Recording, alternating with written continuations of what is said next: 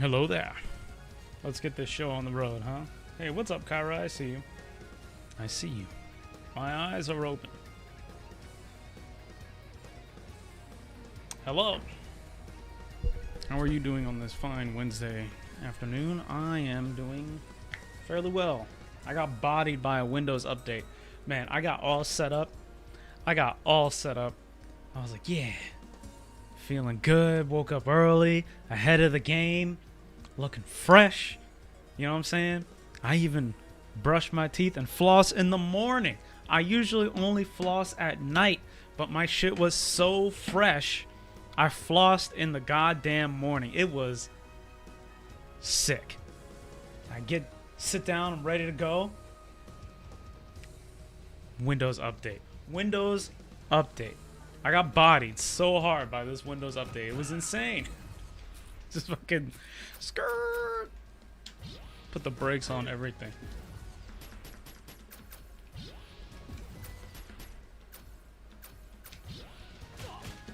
Shoutouts to Windows Update. Ooh. I mean, yes, I love Windows. Windows is the best operating system. They're listening, man. They're listening.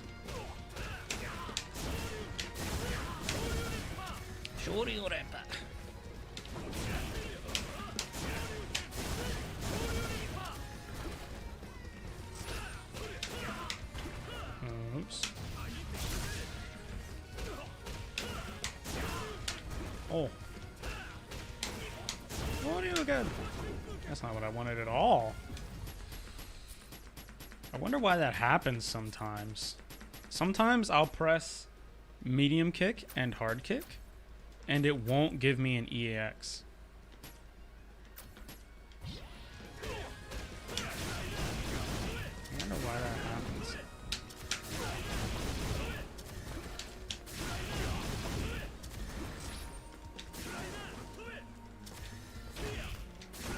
Maybe it's because I accidentally jump cancel. You can jump cancel Ken's moves. I think I just did it there. It's very tricky to do. There we go.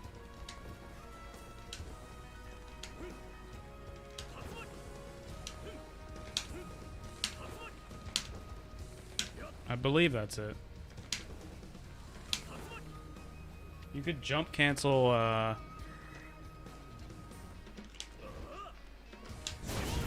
Theoretically, you could... So when you jump, right? When you jump, there's a startup to the jump. In the same way that this move has a startup, right? Like he has to start the attack before it can actually hit the opponent. Right? So even if I'm super close and my leg touches him, I won't be hitting him until I reach the active frames, right? Which means I have to go through the startup. Right? It takes some time for it to come out. Jumping has startup frames. And I believe because of an oversight, you can cancel the startup of the jump frames into Ken's special moves. What the practical upshot of this is that when someone jumps, you can't throw them. So you can kind of make your special moves avoid throws by doing a jump cancel, right? So I'm ending my quarter circle back input with up. And if I do this properly, it's like extremely hard to the point of being impractical. If I do this absolutely properly, I should get hurricane kick and it should be throw invulnerable. You'll know if you're like practicing jump cancel stuff, you'll know you'll get it when you see the first frame of jump. It's really actually kind of hard to see because you don't. I mean, the character crouches down a little bit to jump, but it's very quick. It's the same as this. If I do this and I Kara cancel it into throw, right? If you pay really close attention to Ken's legs and hips, if I do this properly, you'll be able to see the first frame. You see how he spazzes out? It's almost like his hips kind of like disappear, he like blinks. You see that? That's the first frame of this animation. What I'm doing is I'm Kara canceling the stand light kick. You can do the same thing with your jump. Yo, what's up, Zaku? Nice shirt. Thanks, man. Feels good, bro. Alright, look. Alright. So, I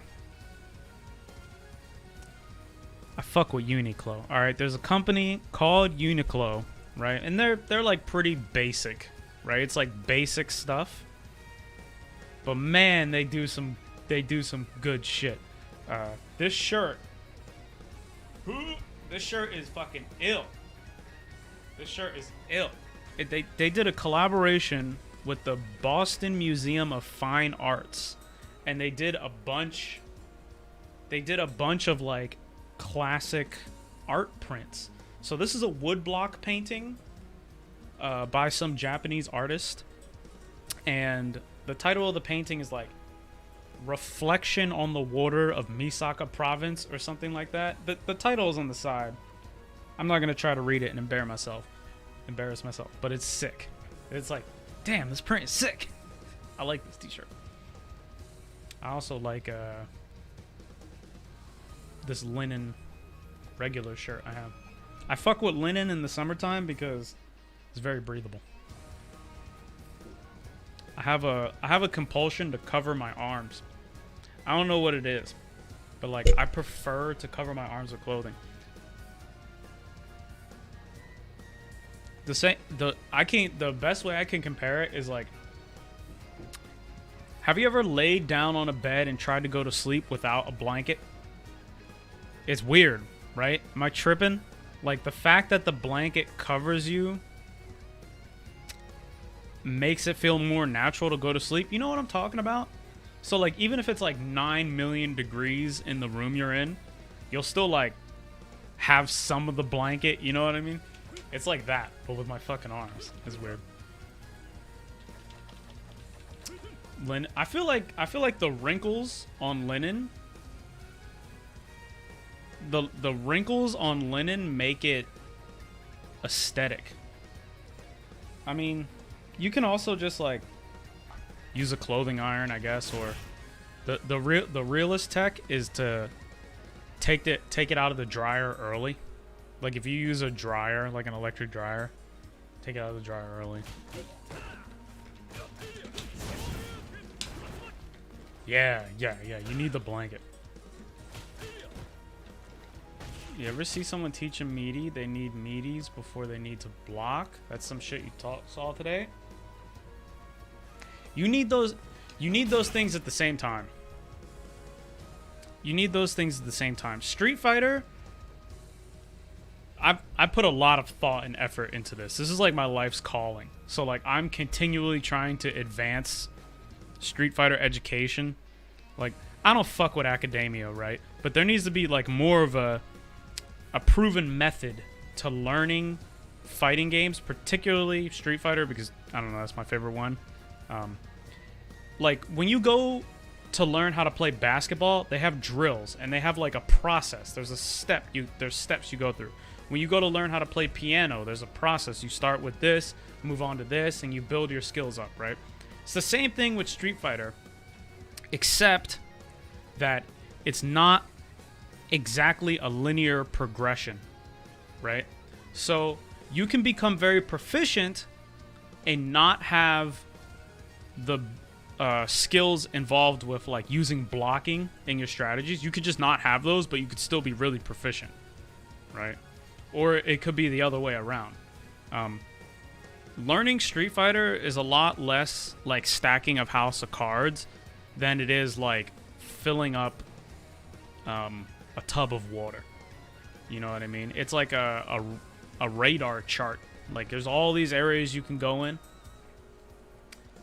If you meaties and blocking, you kind of need to develop those concepts at the same time, because you're not going to get to meaties unless you know how to utilize blocking or poking, right? Because you need to touch the opponent first. Usually the best way to touch an opponent is to block, like especially at low levels, Because, I mean, even at whatever the fuck level I'm at, which is definitely not low, but it's not Evo top 8 either, right? This is like a mid to high level. I literally just block. Like, I just sit there. I lame out Guile players. I just sit there. And people expose themselves, and then that's my chance, right? Like, that is... Blocking is the most proficient way. It's the most efficient way to get someone to expose themselves until they reach a certain level, right? Because, like anything, they can just be like, oh, he's only blocking. Let me counterplay that, right? But 98% of players can't... They don't know what to do with blocking. Oops. I would say you need... Blocking is probably the quickest thing to learn, right? Because the concept is super simple. The concept is really, really, really simple. If let me put him to switch guard directions and then all guards, right? So, all right. To land a meaty attack, I need to have knocked the opponent down, right? Or you need to put the opponent in a situation where they are forced to the meaty, right? So there's actually more ways you can do that than knocking them down. They ate 100% of the opponent's attacks. Yeah, you don't disagree. Yeah, I mean, there's like varying levels, right? Like the main thing I guess about learning the game that a lot of people don't realize is it's not exactly linear. Because everything has counterplay. So it's not linear, but there are some things that are easier to do than other things. So to meaty an opponent, right? This is excellent. We should talk about this. To meaty an opponent, you either need to knock them down, right? So this knocks them down, and then I can meaty them, right? Or you need to air reset them in Street Fighter, right? So if I air reset you into this, oh, I didn't even intend to do that. If I do this properly, this will be meaty, right? And in this situation, my active frames are inside them as they become hittable, right? So like I air reset him, I can't hit him while he's getting air reset, right? You see how my jab's whiff here? Even though my jab is in an area where it would connect, it doesn't hit him because he's getting reset. This is the same thing that happens when the opponent falls down, right? So if you knock the opponent down, same thing, right? This is the type of state that will allow you to set up a meaty on the opponent, right? So having meaties is great because it lets you get more advantage out of like anti-airs or any attack that you've landed, right? But to navigate to a meaty, you have to pass through a bunch of other shit too, right? Like you have to pass through neutral, you have to pass through defense, you have to pass so neutral is like 10 things. You have to pass through positioning, you have to pass through the proper timing, you have to pass through defense, you have to know what the opponent's options are, right? So like for example, you also have to have Okazeme set up, right? You need to know, like, okay, the knockdown advantage on this is such that... Or here's a good example. The knockdown advantage on this is such that if I run and immediately press medium punch, I'll get a meaty, right? You need to know that, right? Before that, you need to know, like, okay, well, what moves can I connect here? And even before that, you need to know, like, okay, how will I get close enough to connect my move? There's a lot of shit you need to go through. But to learn blocking... blocking is like one of the most isolated skills because it's not completely isolated, but it's way more isolated than meaties because to learn blocking, all you need to know how to do is recognize whether an attack is high or low and if it's minus or plus, right? So now if I'm against if Ryu is blocking me, all he needs to know is my attack plus? Is my attack minus? Is it high or is it low? Right? There's not a lot he needs to go through. Like, he doesn't need to be like, okay, I need to be slightly proficient at this, and then slightly proficient at this, and then I need to have some prior knowledge, right?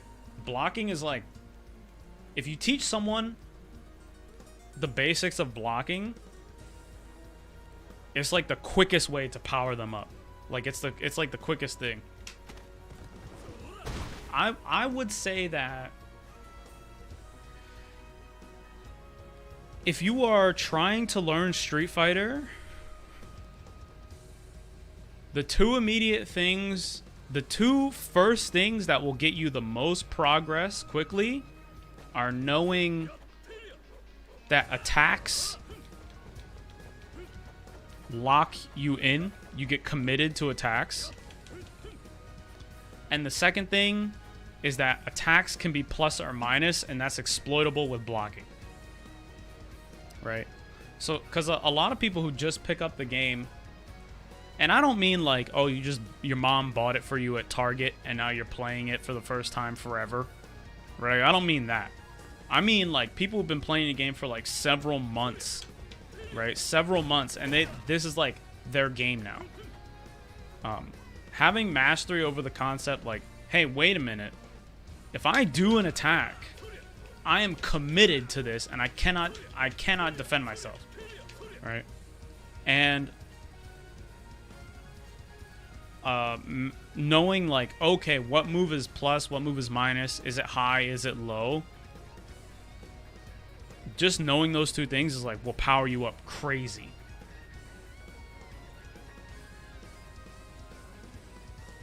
I want to make a video about this.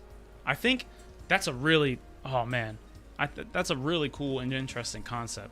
Like, what are the first things you should learn that will make you better faster?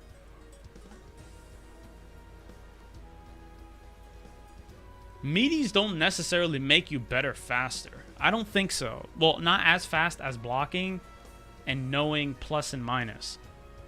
Now, I say plus and minus really intentionally because knowing the exact frame data of something, like for example, like here's an advanced frame data knowledge thing.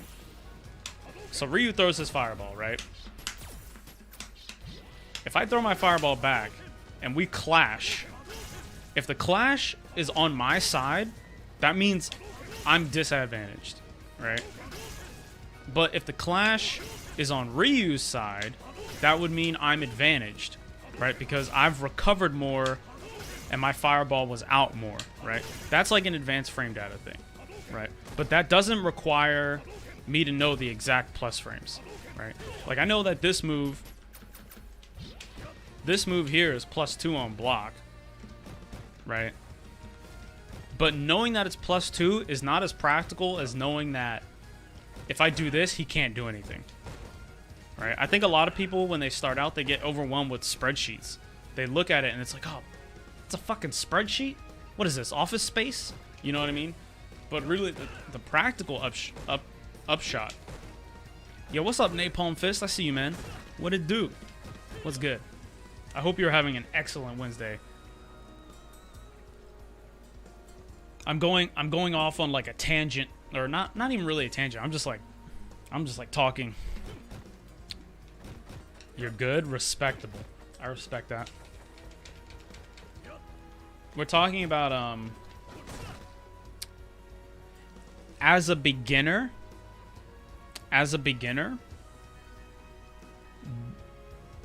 So earlier Zaku was like, hey, I saw someone say that a beginner should learn meaties before they learn blocking, right? And that led to a comment from me that was like, well, when you learn Street Fighter, it's not exactly linear, right? Like, you know, like if you learn basketball, there's like drills and steps you go through, and it's kind of linear. Or like if you learn a martial art like boxing, right? Like I'm particularly into boxing. I'm not gonna say like I'm not like amazing. I'm definitely not qualified to like talk with any authority about it, but when you learn boxing, there's processes that everyone goes through, right? There's processes that everyone goes through. So it's like, okay, learn this first, learn this second, and it adds up, right? Or like learning the piano, you learn this drill, then this drill, and then they add up. Is linear, right? To a degree. Or like when you learn math, you need to learn how to add and subtract before you can learn how to multiply and divide, right? It's kind of linear. In Street Fighter, because of the fact that every action has a counterplay, right? Like, if I attack, they can block. If I go high, they can block high. If I go low, they can block low. If they block, I can grab, right? If they stand still, I can move. If I stand still, they can move, right? Everything has a counterplay. Nothing is technically, like, always safe. This makes learning the game not really linear. So, like, you could be really good at, like, meaties, Oki setups, combos, and, like, neutral, but you could be really, really, really, really bad at, like, blocking and defense and still be really proficient at the game. Like, you could be a good player and have an extreme weakness in any one area. That's because it's not linear. So, like, playing Street Fighter is not really like building a house of cards as much as is, like, filling up a tub of water. You know what I mean? So anyway, that led to, like, oh, what are the skills you should learn that will make you the most better the fastest, right? And I thought, like, okay, learning how to block and learning that when you do attacks you're committed to them will make you better way fast. Like, and I don't mean like if you just pick the game up for the first time. I mean, like, even if you played the game for months, years even, just mastering these concepts will, like, level you up way fast, because to learn blocking is kind of isolated from the other skills. It's not too much involved with everything else, right? Like, to, like, get a meaty attack, I need to know how to transverse this distance, right? I need to know what attacks I want to use to approach Ryu. I need to know a sequence that leads into a knockdown, and then I need to know what I can do after that knockdown based on if Ryu quick text, back text, delay text, right? There's a lot you need to know before you can get to the meaty. But to block, all you need to know is this a high? Is this a low? Is it plus or is it minus? That's all you need to know. And I say plus or minus really intentionally. I think a lot of people get overwhelmed with, like, oh, okay, this move is +2, this move is -3, this is -4, right? This one's -1. That, a lot of that doesn't really matter as much as, like, okay, I know that if I do this, he cannot do anything except for EX, right? Or, like, for example, this is punishable. I don't necessarily need to know that it's -8 right away. Of course, having that advanced knowledge lets you get better stuff, but just, like, the fundamental concept, like, okay, it's my turn after I block this, right? I get to do something after this, and, oh, okay, this was a high and this was a low. You could just defend it, and it's, like, so quick to pick up. It's way quicker to pick up than the other ones, and it will make you, like, the most improvement fastest. So I was thinking, like, blocking is probably the first concept you want to teach someone in general, because it will make them the best faster. And blocking kind of goes hand in hand with, like, okay, your attacks are commitments. I think a lot of people, even people who play the game for a really long time, like, forget this or haven't really, like, mastered this concept strategically, is your attack is a commitment, right? So when you attack, you can't do anything. Like, if I do this and I try to jump, Ken can't jump until it's done, right? Even if I hold right up right away, you lose control. So I think, like, when you know that, you're able to time your actions better. And then when you know about blocking, it's really quick to pick up, and you can, like, kind of abuse it. Like I said before, like even at the level I play at, which is not particularly high, like it's not very impressive, but it's definitely not beginner, right? I play against people who have played this game. Like Street Fighter defines them as persons. I play against these people. I myself am kind of one of those people, right? Like this is the hobby. This is the shit. Like when people talk about this guy, it's like, oh, isn't that the guy who plays Street Fighter? Like that. These are the people I'm playing against. They've been playing for years. They played from, you know, Street Fighter 3 to Street Fighter 4 to, you know, some people even play in ST or whatever, and they still don't have like super strong grasps of these concepts. So I just fucking down back people. Like I really do. Like I just down back people and they just do something dangerous, and then I can utilize it to my advantage. That's like my main strategy. So like learning how to block, just the simple blocking will like take you for forever. Like I'm pretty confident that like as my skills improve, if I ever reach the point of being like a really strong competitor, blocking will still be just as good. You know what I mean? So I think learning, like teaching someone or learning how blocking is useful is like the number one thing. And then like the second thing is like, oh, your moves are commitments. Those will get you the most improvement the fastest. All right. Let's actually play a game. There's not really like an established or like common way to learn the game. I'm really interested in that and like figuring out like, okay, well what kind of like steps and drills can you go through to like actually get mastery efficiently, you know?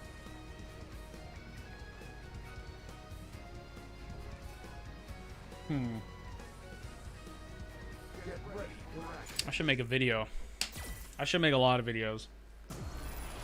I'm not gonna lie, making videos is kind of hard.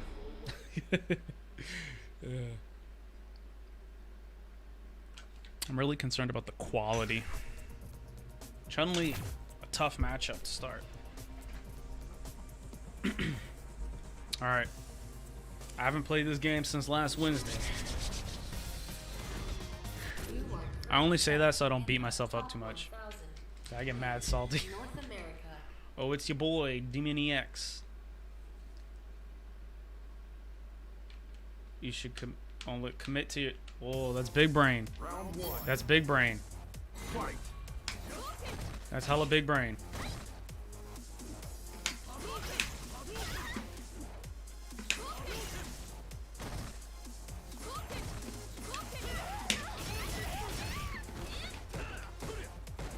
Dash, maybe?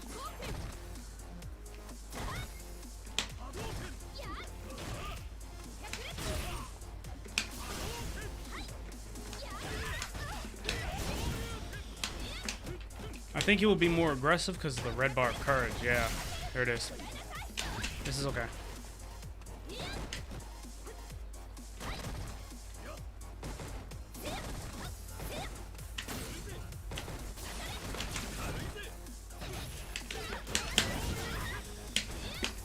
Ooh. Yeah, thanks for hanging out, Zaku. I see you. Yo, what's up, Soldier Boy? I see you. Hit me with the GG streamer. That was me. Oh shit. Oh shit. Oh, scrambles. Oh, that's great. He spent his V-bar. Ah, that sucks. Damn, she had so much time to combo. You saw that? Dash maybe? I want to whiff punish that fierce. Kikoken maybe? No. Oh, nuggets. I was thinking halfway between whiff punishing his fierce and halfway between anti-airing, and I just messed it up. No cancel.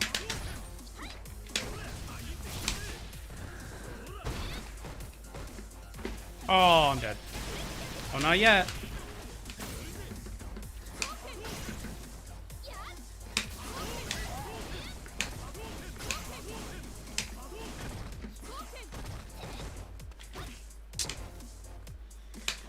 Ah, what a hard matchup. He dashed at me, but she has a 15 frame dash just like Ken, but she has a 3 frame. So if you react slowly, you just die. See, like that? Oh. Unhand me. Open dead. Guessed wrong. I thought he would try to throw me again. Now I'm dead. Ugh. I hate this matchup so much.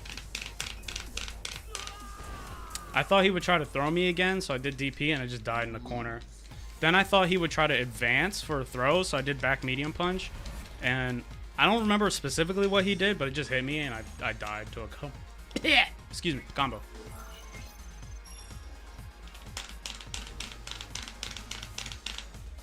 I have to keep it in the middle of the screen. He's doing a lot of dash, but it's dash short, not dash throw, so. Oh, never mind. Drink more water, I got you. Let me try to be crispy real quick, and then we get the water.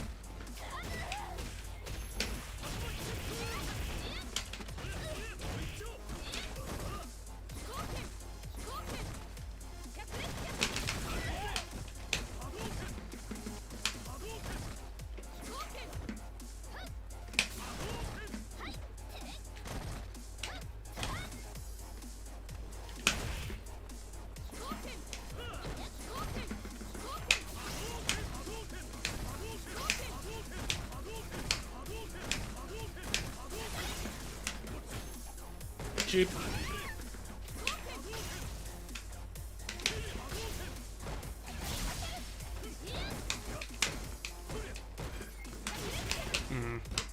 He's getting super aggro.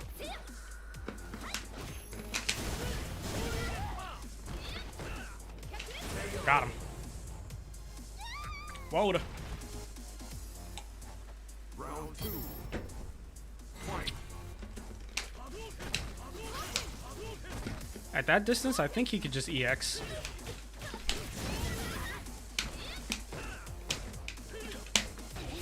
Oh, this sucks so much.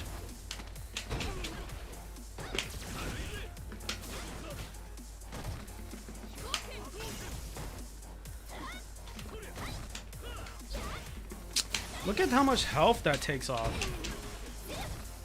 That shit is OD.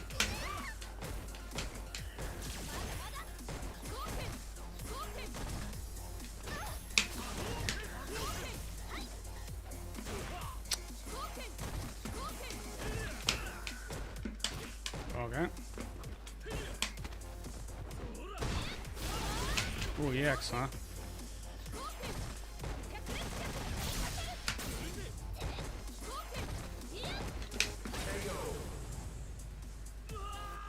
OD? Overdose. It was like too much. Like, oh, that was OD. That was OD. Look at how much Ken's dive kick sucks. Oop.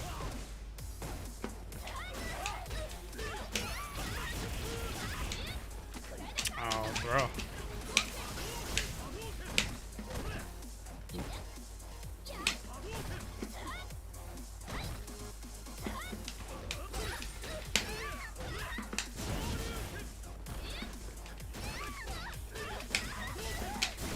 It's not enough. I think he'll be aggressive. Fuck, I was right.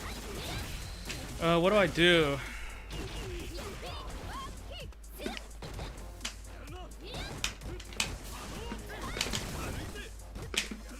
Oh, I'm dead. I lost. Oh wait, I'm not dead yet. I have to defend. I hope he doesn't grab me.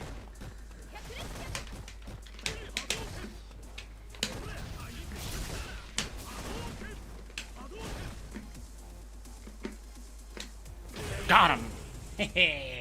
Surprise attack. Ooh. I was not gonna attack. I was hoping he didn't grab me for the life of me. Yeah, I think OD stands for overdose. All I know is it means like something is crazy, like too much. Like that's OD. You'll hear people say like, "I'm OD, stop." It's like what? It's just a... It doesn't even mean what it originally means. This is like a slang term. Kikoken? No, okay. That was good. I don't know when he's gonna fireball very much anymore. Hey. Gotta watch out for that. She can press it and it will catch my fireball.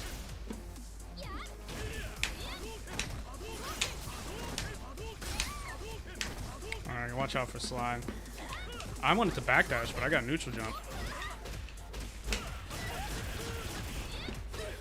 Yeah, he was aggressive when his V-bar is up.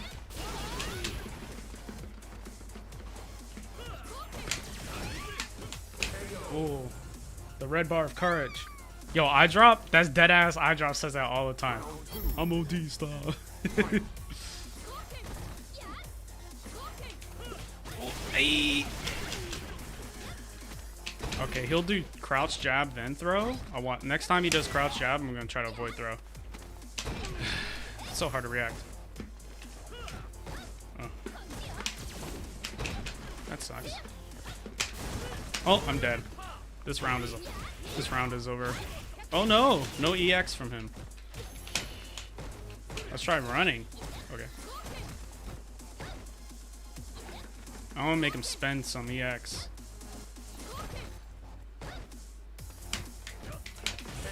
Damn. Final round. She can just press whatever she wants, pretty much.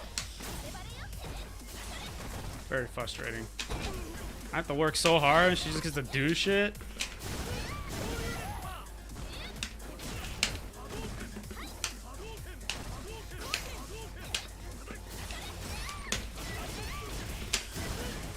I think he will throw if I jump. Oh wow, jump if I jump. Just run. Jump. Oh, good. I want to bring the pace up a little bit because I know he wants to activate. Okay. Oh.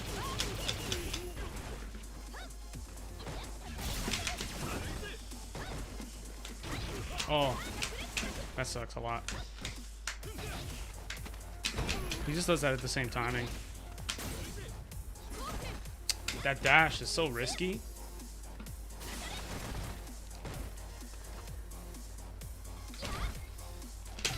Oh, where's my confirm? Whoa! Damn it! Ah, that's my fault. You lose. I hit him with crouching medium kick. And my Tatsu, I didn't put it in right. And then he jumped, and my anti-air traded with his hard kick. Which means I did it too late? I should have done uppercut.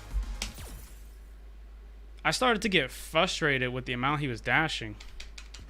It's very... That shit is hard to stop. It's like, oh, man. Every time you dash, it's like... That's 200 damage.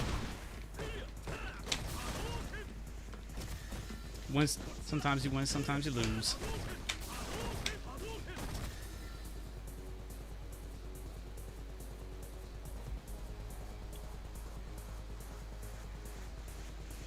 Overdose? Overdose is for drugs, right? OD isn't an FGC term. They use that in songs too. It's old. Yo, do you guys remember? I don't know if this was specifically like the area I grew up in, but people used to call each other OT, like OT. You remember that? That was like a very early 2000s thing. You remember that shit? Nobody I know remembers that shit, but I distinctly remember going to like the cookout and like just fucking my uncles and shit being hoodlums.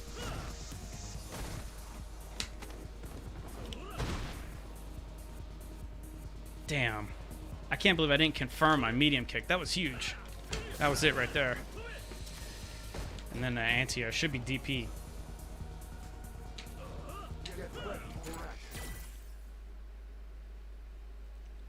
Ak? Like Aki? No. No. I mean like Ak, like OTT.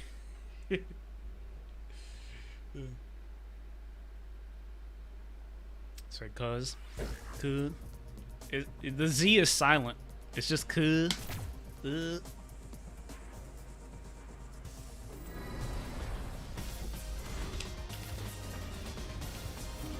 on. ACK? 1000 in North America. I don't know. Yo, I was Round hold one. up. Fight. A doll named Quest. He's got V skill 1. Ah! Too far. You know what my uncles were saying? What does it mean? What rap video is it from?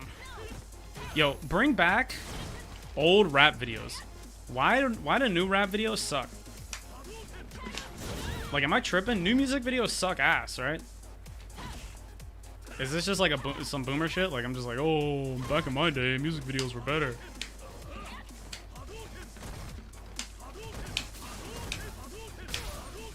Okay, he could just trigger. Yeah. That's good for me, though. Wow, he pressed on the -2.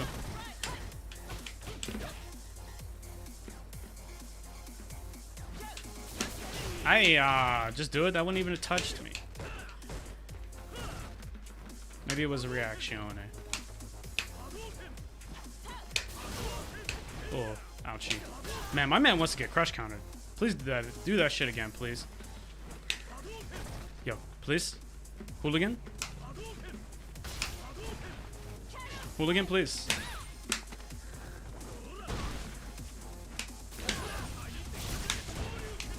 Oh, fuck. I got kenned so hard. Oh, my God. Oh. Round two. Fight.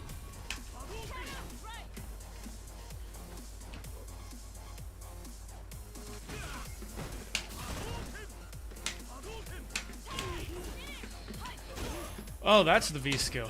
That's why my fireball is so effective.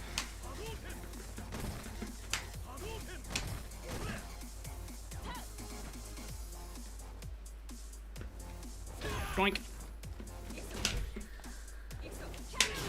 Okay. Back roll. No quick rise in place. He trig? Oh, he tried to sweep. He tried to walk up sweep. Okay. Alright. I'll just DP when he does that.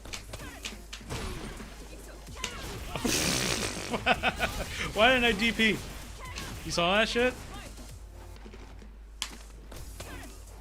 Oof. Oh, man. OD has been around since 89? Maybe. Oof. I let him jump at me. No bueno. I'm getting jumped at. I gotta start thinking with uppercut in mind. Because if I could have did DP, DP, he would have died. Yo, what's up, potatoes? I see you, man. I'm gonna. Aw, no rematch? That sucks. Such is the nature of this game. I gotta remember, I gotta start thinking with my uppercut in mind. I'm trying to use down fierce a little bit too much. Stuck on what to play. I'm gonna give you my best advice. Don't pick Street Fighter V. Masochists only. You beat Devil May Cry, you're out of things to play. If you go to itch.io, the indie game website, ith.io, they have a bundle going on. It's a charity bundle, and it has like 1,000 indie games in it. It's actually really worth it. Also, it's for a good charity, so maybe check that out. Some bangers in there include like Celeste, it's got Octodad, it's got Bleed 1 and 2, it's got Night in the Woods, it's got what's that game? Is it Overpass or whatever? Huge bundle. Shrek 3. I did not really get down with Shrek as a kid. I'm not gonna lie. I know the meme, but like it doesn't affect me in the same way. Oh, the forced rematch. Hooligan on me this time, bro. I'm about to defeat this guy handedly and see if he rematches me or not. Your controller broke? Feels bad, man. Do you use pad or arcade stick? Fight.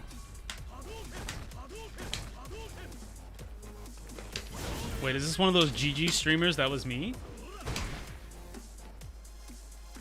GG streamer? That was me. Is this next gen? Xbox One.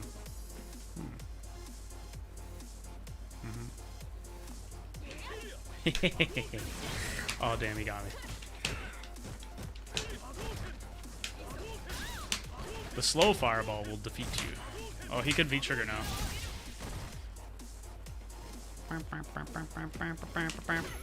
Uppercut!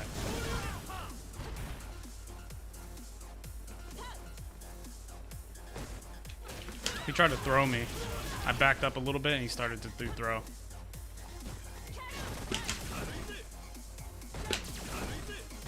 Oopsie. Oh, nice suit. Uh-oh. We're in the corner, Bert. Camber now. There we go. Play Street Fighter with keyboard? Hitbox, right? Round 2. Hitbox. Fight. Oh, man. Uppercut.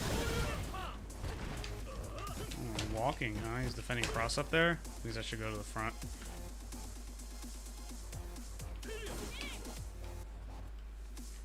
You gonna do something? Oh, he grabbed my back medium punch. Sweep you. I'm gonna just wait him out. This is a statement piece. Right here, this is a statement piece. Really? You're doing it again? Oh, man. Oh, we gotta wait him out. Duh. This is a statement piece.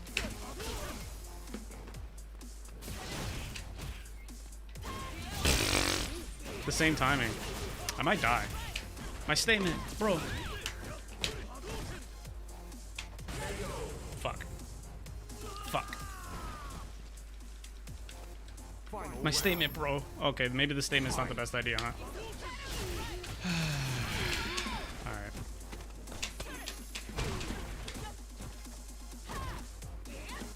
Alright, we're out of the corner. Oh, okay. That's pretty good. Good for me, because now he's out of super. Alright, let's rush him down.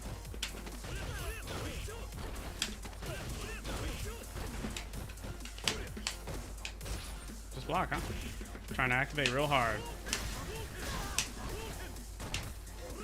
Okay. Ooh, I suck. Okay.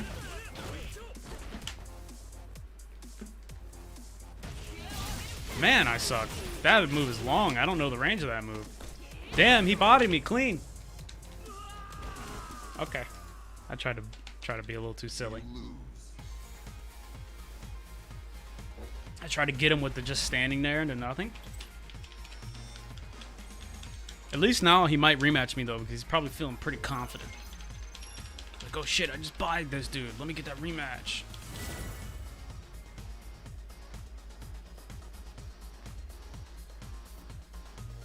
Ooh, it's time. It's time to turn it on. Watch this. Watch this. Fight.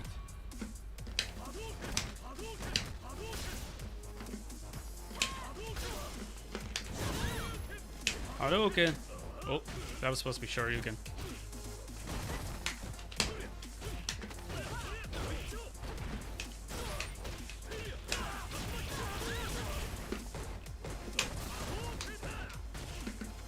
So eager to activate.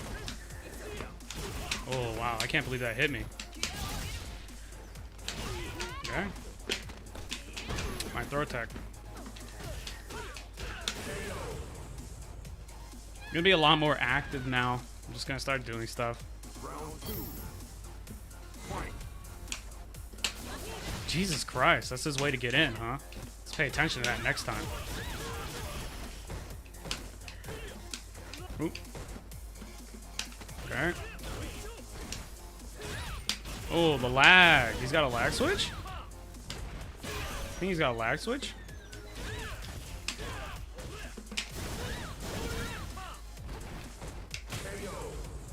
I was +2. Maybe he thinks I have a lag switch. That would suck. So things I noticed that I need to watch out for is that he's using the crouching medium kick and he's walking really far, which means that I should be a little bit more cautious about standing up. I'm not just gonna get away with standing up for free. Another thing is that he uses his hooligan to get in a lot. So I need to be careful to make sure I only throw fireball at a distance where hooligan cannot pass. And he does the dive kick variation quite a bit. Twitch update? What's it look like? Pick up button. Okay. Not that bad for me. Ah yeah, watch me jump out. Ooh. Okay. You wanna do... Okay. Just like that, huh? Hooligan maybe? Overmost head. Ooh, nice blocking. Oh, my DP. Okay, he's gonna have super.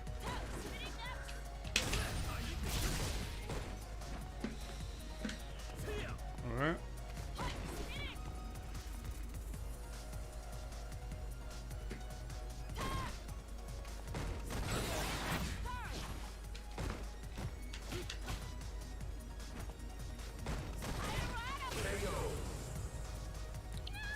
Check Discord? Okay. Round 2. I think he will hooligan. No. Whoa. He's check the server? Okay. Okay. He's doing a lot of dash ups now. Fierce. No? DP?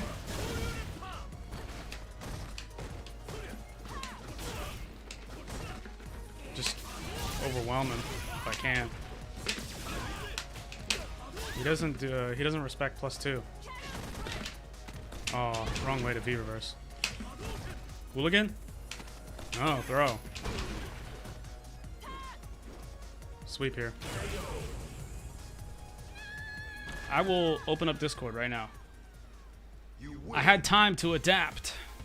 That's the best part about this game, is when you play first to 2 or 3 or 5.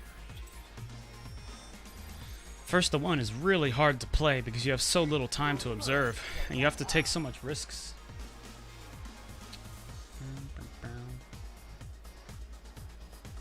Oh, I see. Oh, you just got that? Wait, puppy, you just got that?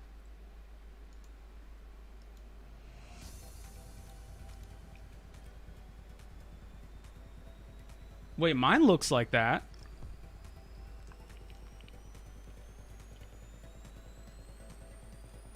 Y'all's doesn't look like that?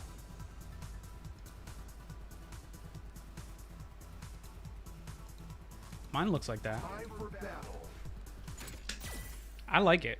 I think it's not as chunky.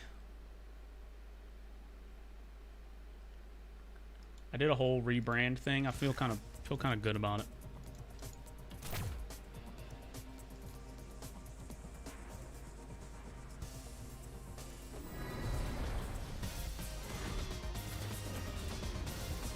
This is the 150th match. You have fun. Balrog. Barlog. Versus Rog? I'm not sure, honestly. I feel like a lot of this matchup is just avoiding his mix-ups. I don't really face any Balrog players. He's a rare character, kind of. Which is weird. You wouldn't think so. Balrog players also just love pressing attacks. Like, they just always press. Oh, no. I'm timing it wrong. Nice. Damn, he got me. Time my DPs to counter his buttons wrong. Okay, let's play Street Fighter V. Neutral jump? Wow. Okay. Not the option you would expect to do there.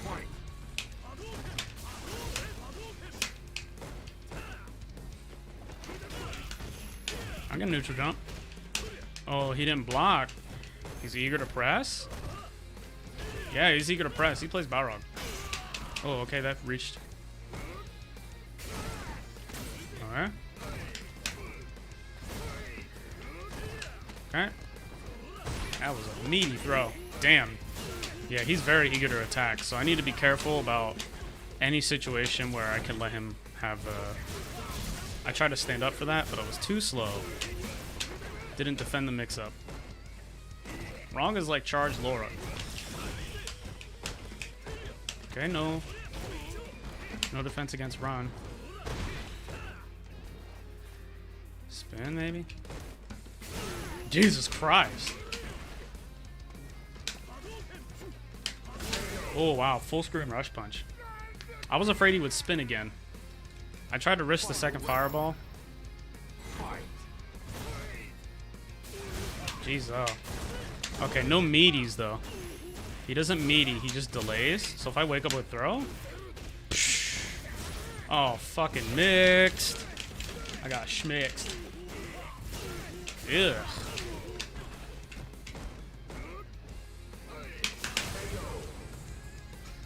Fuck. Man. All right. I hope I get the rematch off this one. My fireball got hit by him just mashing up jab. And I didn't respond quick enough to the overhead. When he does that overhead, you need to stand up immediately. That's a huge punish opportunity. I don't really know about neutral. I should probably just press stand medium punch if I can. Like that, yeah. Okay, I'm gonna go low because I saw him walking back. So let's do this. Yep. Go low. Do it again. Jesus, okay. He is pressing for sure. He likes the neutral jump. There's a throw attack there. He has the red bar of courage, so we need to beware. Oh, it's lagging. Not good. Okay, red bar of courage.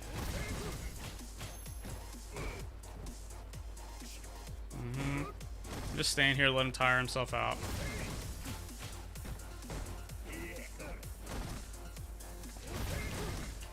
Okay. My sweep didn't come out. Oh, it's so laggy now. You know, they say when your opponent mashes buttons, it gets laggy. Or when you mash buttons, it gets laggy. Round 2. Fight. Oh, fucking dash. Okay. He presses after that. I'm gonna frame trap him with a EX fireball. Right here. Okay.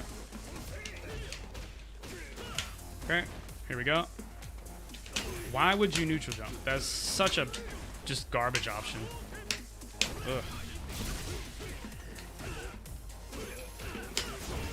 Okay. Let's see if he mashes. Yeah, he did, but I dropped it. Ugh. I have to not get angry. I get salty really easy. Like, really easy. Like, obnoxiously easy.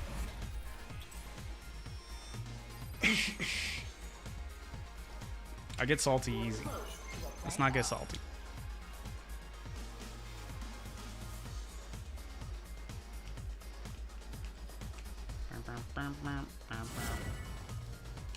Okay. Round 1. Balrog.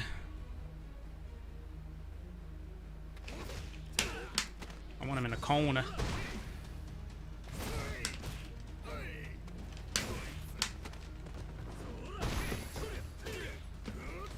Nice anti-air.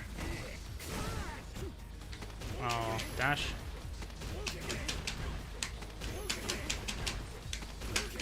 Jesus Christ. Jesus Christ.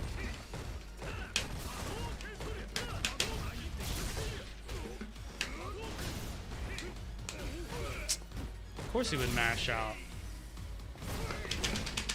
Oh, my mash out was not good enough. I had trouble pressing jab. You shouldn't be able to dash up after throw like that, but for some reason I had trouble doing reversal jab. Man, he still did it.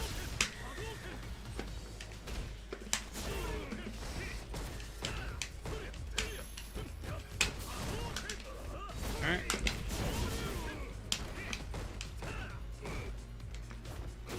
Alright.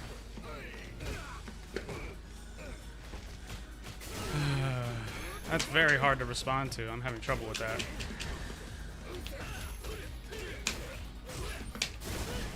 Okay, let's activation station.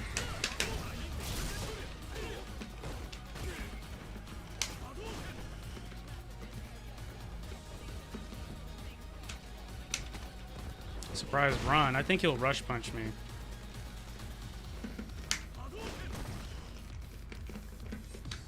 No? Okay. I thought he would rush punch me, so I was trying to get away and respond to it, either by doing stand medium punch or by doing a DP.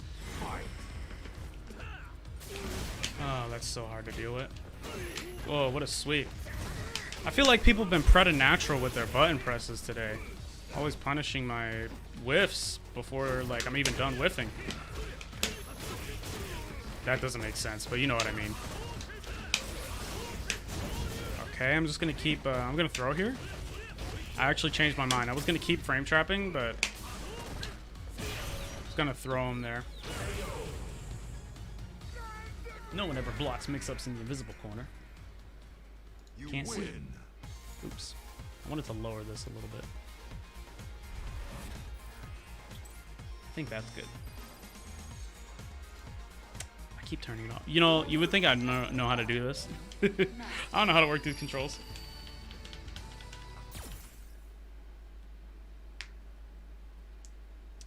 After a throw, most characters cannot easily advance on you, right? So this throw pushes you really far away, and if Ken dashes, he'll be minus, right? He's -2, which means that it's your turn. Like, this is not real, right? This is the same for a lot of characters. There is a difference in the corner though, because now you can manually time it. You could make a throw loop by like having perfect walk up if your character has good walk speed. But doing this over and over again, if you see them dash, you have time to respond and hit jab. There was a sequence where he threw me like 4 times, and every time I hit my jab really late. You need to be a little bit snappy with it.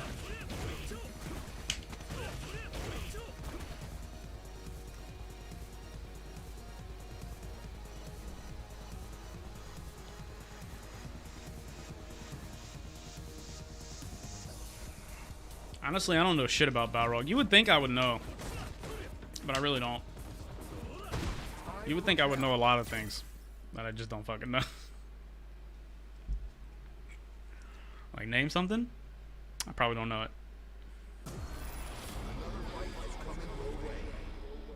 Another fight. Man, I got bodied by a Windows update earlier, and it's still asking me to restart. I turn on my computer like, oh, it's time to stream. Let's go. You know, I was feeling fresh. Everything was going good. Got the coffee ready and everything. And I turned it on the computer and was like, hey, we're doing a Windows update. Time to restart. I was like, oh, shit. You are currently ranked in the top 4,000 in the world. Yeah, what's up, Bad Antics? Yeah, I'm gonna have to restart it after this. It's got the little thing. It keeps popping up like, hey, you gotta restart that, bro. I mean, I love Windows. Windows is the best. They're listening to us. Shh. Round 1. Oh, another Balrog to test my might against. Oh, it's so laggy. It's laggy. Theoretically, this good manners would make it worse because they say mashing makes it worse.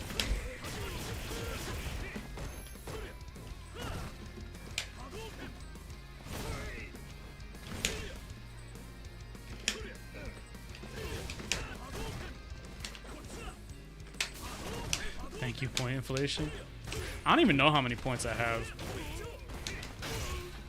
I think it's like 25,000 or whatever, 2,500. Oh, he's got the red bar of courage, so I should be really careful.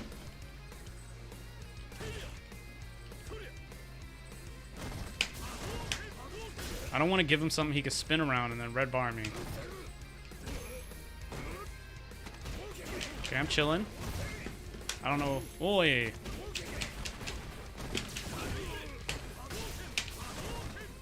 If I get a V reverse again, that'd be ill. Okay, he's walking, huh? Oh, I got by his thing. That's what he was doing. Those walk up buttons and walk up throws are threading. I blocked that shit. I blocked that shit. Yo, I blocked that shit. I got you. Yo, tell me why I blocked that shit.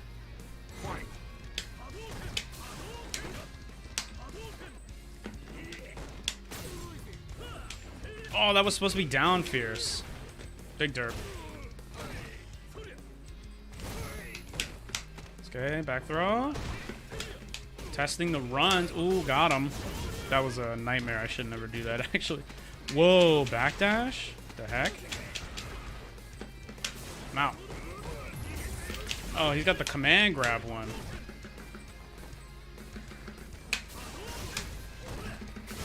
Oh, EXu. Okay.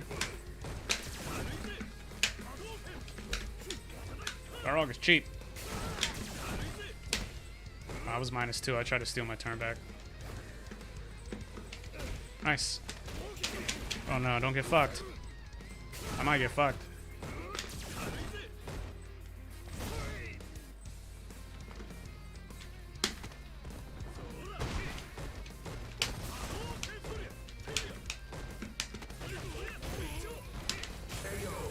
Three frame, three frame button. You lose. Win it down, mash it out. I mistimed my attack. I mean, I'm not mistimed. I misspaced my attack. If I took a step backwards, that would have whiffed, and I would have clipped them on the dome. Do I use run CCOS? I know how to do it, but I don't swing crush counters in neutral very much, so I'm not very practiced at it. So, do I use it often? No. Do I know how to do it? Yes. He's teching now. Ooh, 3-framer on my +2? Just like that?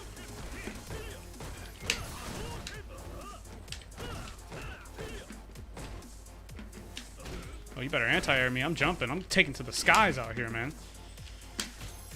Oh, that was good. You know I'm holding up.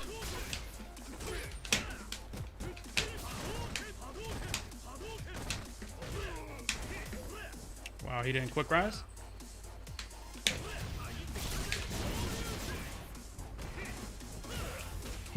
Oh, where'd my combination go? Oh, I'm dead.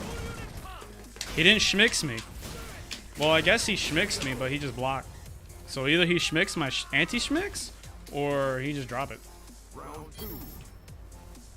Is it just... I can show it off in a second. But essentially, yeah, that's what it is. You just press the button very late. You can do it with stand hard kick, too.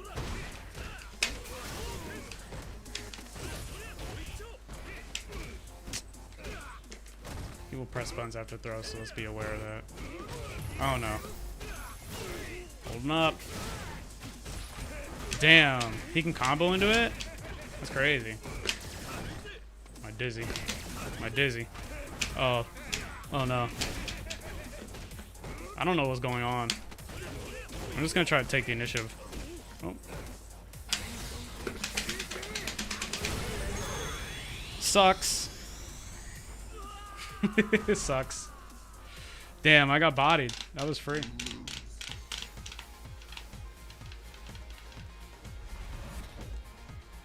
So what you do to option select run is you just do it very late. What happens is when you do the crush counter, there's more hit stop. So it'll come out. The way you want to practice this is you just want to put the dummy on block and then input run. You want to make sure you don't get it, right? Then turn on counter hit, take the dummy off block. Try to do it as late as possible. Don't worry about following up. Just worry about canceling your hard punch. After you practice that a couple times, put the dummy on random guard and input it. And it should come, if you do it properly, if the dummy blocks, this should not come out. Is this on random? Yeah. There we go. See that?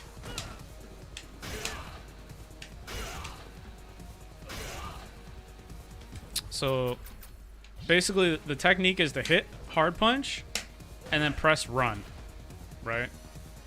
To first practice the timing, put the dummy on block and then just hit run so it won't come out. Then take the dummy and put it on counter hit, practice it so your run comes out, and then put it on random and just see how many times in a row you can get it. But it's just, you just press it late. There's nothing fancy to it. It's just a timing, and you just have to practice the timing and like dial it in, and once you got it, you'll have it. You can do the same exact thing with stand hard kick, but the timing is slightly different.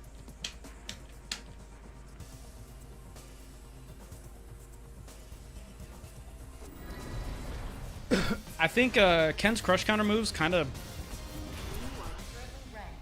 garbage. Not very good pokes. So I don't use them often, but stand hard kick has a lot of utility, and stand hard punch also has utility. It's just that I don't find myself using them a lot, but there's nothing wrong with them. You know, it's not like you can't use them. Gil. He has V-Trigger 2. That's the mix-up one, right? And he has the parry. I'm not worried about him parrying my fireballs. Like, at all. So I know he jumps. He will jump. Damn, he's so eager. He spent an EX bar on that. Oh, wow. He can cancel his sweep. Is that safe on block? I don't know.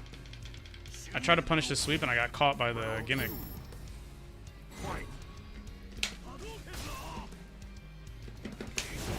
Okay. So pretty much after one fireball, he'll jump at me. I'm going to continue to throw fireballs. Not really worried about his... He expects me to come towards him. That's absolutely not what I'm going to do. I'm still fine with even that. As long as I don't get cornered, I'm still way ahead. Yep. Oh, wow, the empty jump. I DP'd him. Wow, he's just pressing.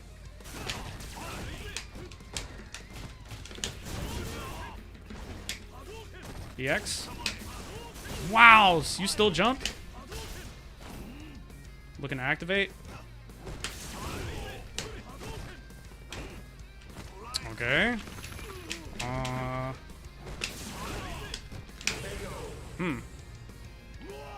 Not the best frame trap I could have did, but I do want to do more frame traps. I'm afraid of him parrying me, so I need to be careful about that.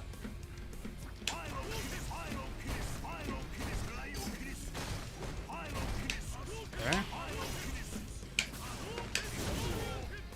Just stay at a distance where I can DP.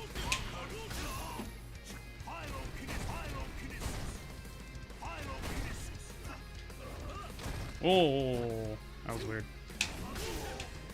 Okay. Maybe a jump, maybe an EX. I'm doing fireballs and pausing after because I'm expecting him to EX.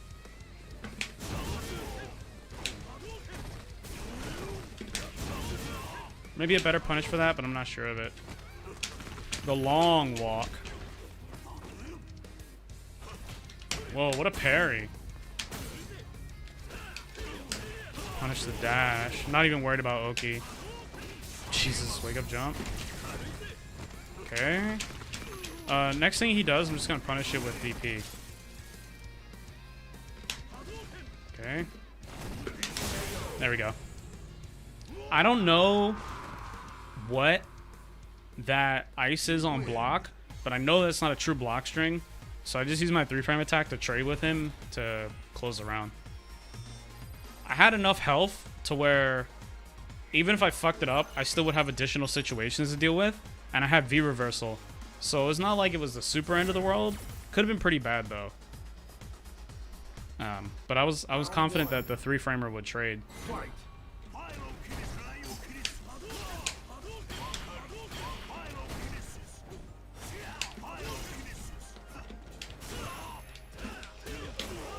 Okay, I'm gonna try some Oki.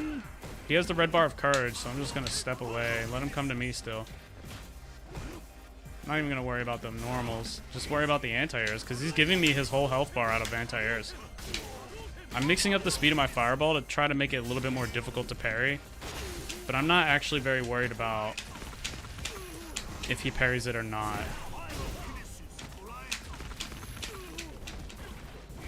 Okay, we're out.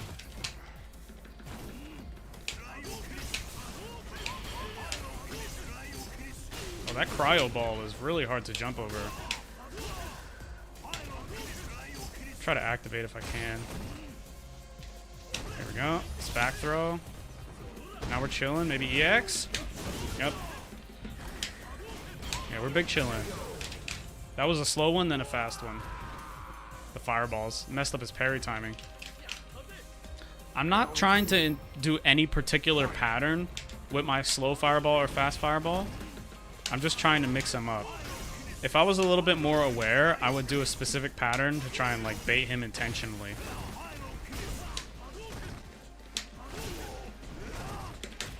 Alright, he's just killing himself with his approach options.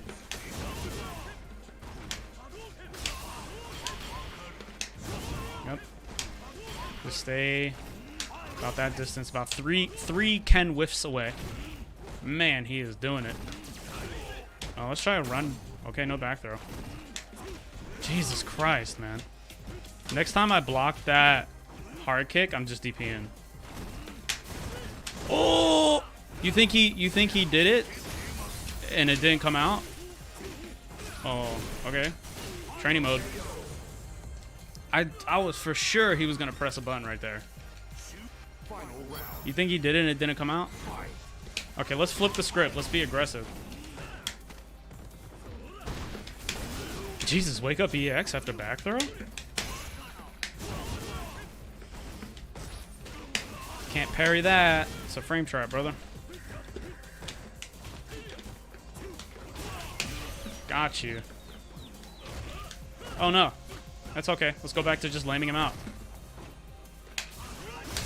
Got him. The old schmixed.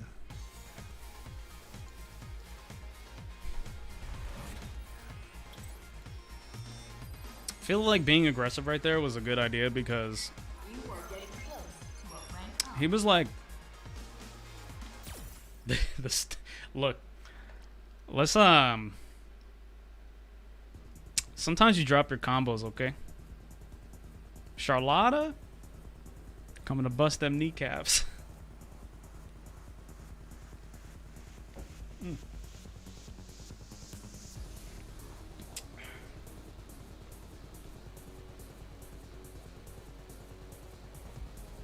Excuse me.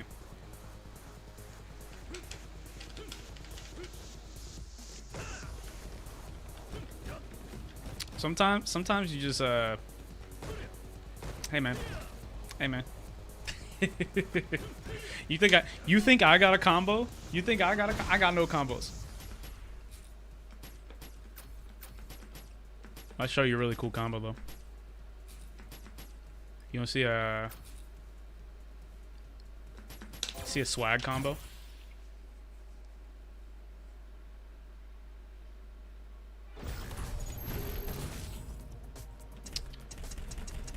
Let's pick this stage.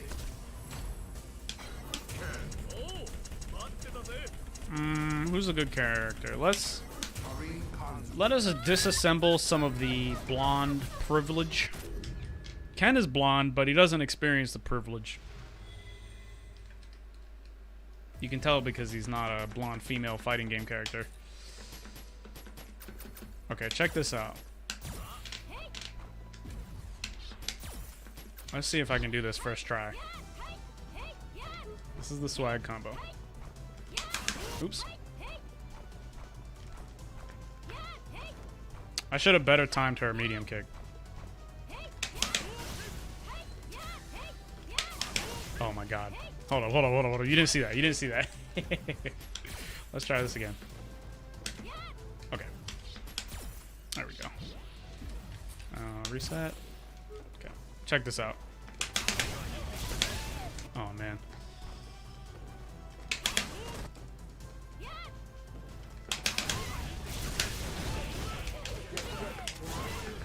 Isn't that combo so cool? Is that combo so cool? The fireball hits him, but it's like in the air. And then you get to do a jump in attack. Works on a lot of characters. That's actually extremely practical. Just buffer your trigger after you throw EX. Yeah, what's up, Case? I see you. And you will get that combo way more often than Mommy's Milk. My man said, I need to choose a name for myself. You didn't get to see it? Oh, I'll show you again. I'll show you again. Fight.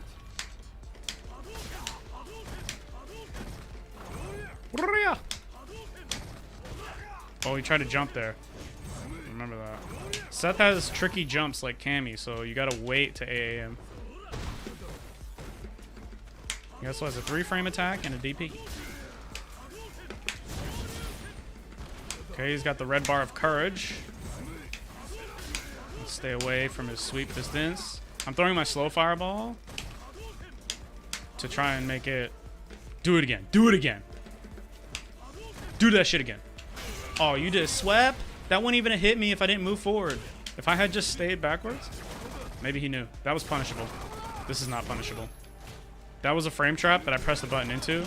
Could have killed myself right there. -4. I missed it though. Round 2. I'm expecting an aggressive action. Forward movement. Nani? Where's my confirmed? Okay. He's doing that really high up. Fake. Nice. Punishable though. Okay. Oh, DP? What are you what are you doing? I don't know, man. Your guess is as good. Your guess is as good as mine. Damn, my man is uppercutting. Oh. Okay, he has an overhead. Oh, let's DP him next time he jumps.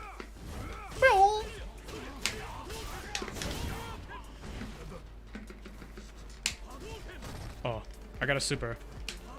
Neutral jump into super. Or maybe just EX.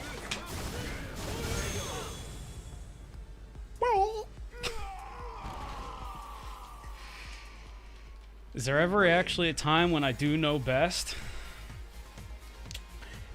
Every night before bed, I brush my teeth and I floss. That one counts. Every night before I go to bed, I brush my teeth and I floss. Every night. Every night since I was like 12 years old.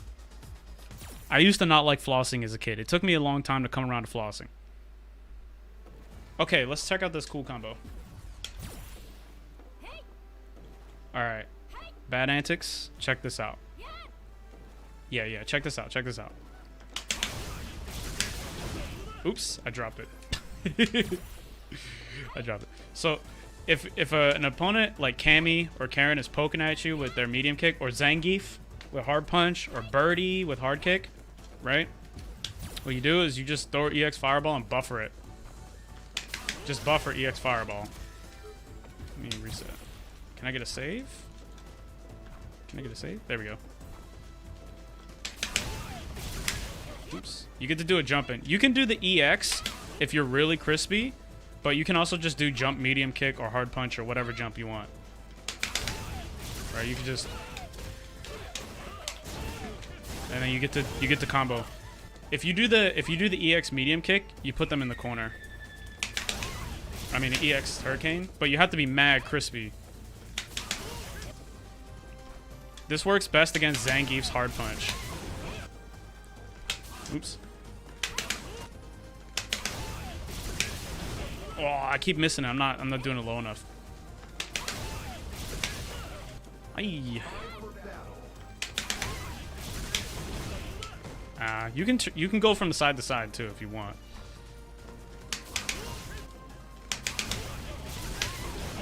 Oh, but you know what I mean. You see what I mean, right? My execution is really bad. Whenever I try to demonstrate something, it always inevitably fails. I got it on video, man. You could rewind the tapes.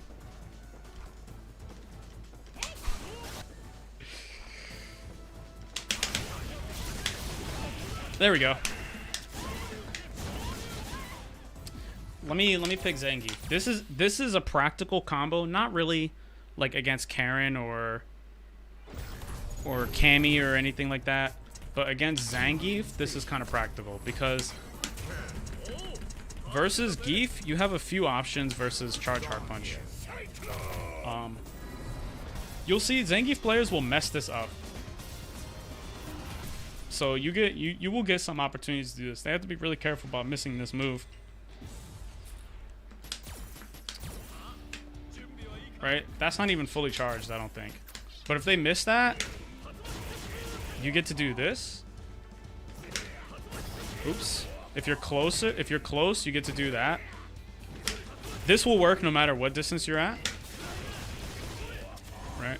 But I most wholeheartedly recommend that if you see them do this, throw EX Fireball in response. As soon as you see him start it, throw EX Fireball. Because if he charges it, you punish him. Right? If he charges it, you punish him. And if you get the whiff punish, if he doesn't charge it, you get the whiff punish. You get this bad boy. Which is mad good. Drink some water? I got you. I got you.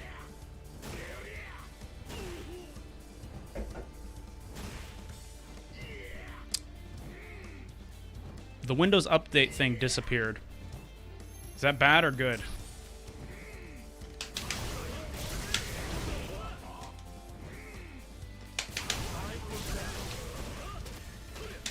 I think it's a lot easier and a lot more practical to go for the hard punch, just the jump hard punch, because that works on everyone.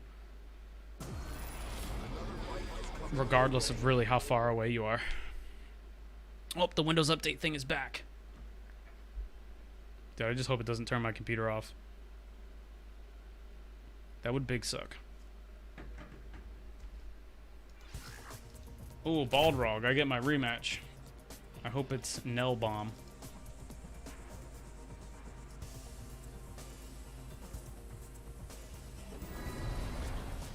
Yeah, what's up, Zero Max? I see you, man. An update.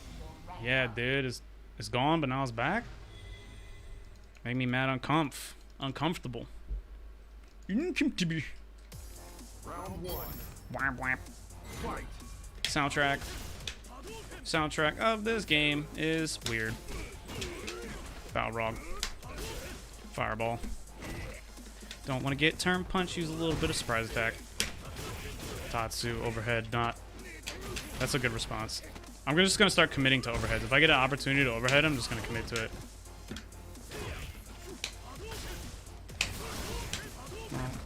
Stay away here. Slow fireball, fast fireball. Slow fireball again.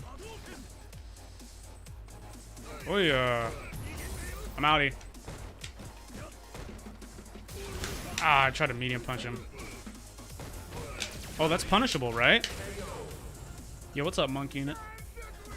Take a look at one of your replays? For sure. For sure, for sure. Round two. Learning Gil, huh? Watch out for that. I wasn't sure if I was able to punish, so I chose to do jab. Let's go for a meaty back throw? I think he pressed jab. It looked like he was pressing jab there. Damn! EX to stun, please. Oh, not enough. Stick with the frame trap.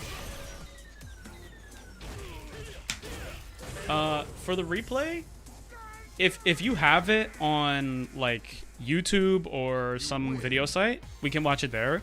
But preferably, if you could give me the replay ID, which is the, I mean, you know what the replay ID is. For anyone who doesn't know, in Street Fighter V, when you make a replay, you can use the, when you go to look at it, it has like a digit, like a code. It's like it's like digits and letters. You can use that to share replays really easily with people. Or, I mean, I could just go to your profile. Fight. If you want to just give me your profile name too, that works. You don't have a specific replay ID? Okay, okay. I gotta use my standing medium punch if he's gonna do that. Surprise attack! I don't like basing my strat around surprise attacks, but it was pretty effective right here. Gotta be careful. He's getting better at turning around my fireballs. He's not getting caught with them anymore. I'm saving for bar. The red bar of courage. Okay. Button. Button? Button? No. Button? I'm outie. Damn, it was like that. No anti-air? No anti-air? Surprise! Oh, he didn't move forward. Oh, that was a chance for me to press medium punch. Whoa, no button. Wild. Oh, EX'd. He might grab me. Watch out for the dash! Fuck. Okay. You gotta come to me, bro. I'm gonna sit here all day. Damn. I didn't press my button soon enough. Alright, let's not get schmixed. Okay. Ah, I fucked up my frame trap. Okay.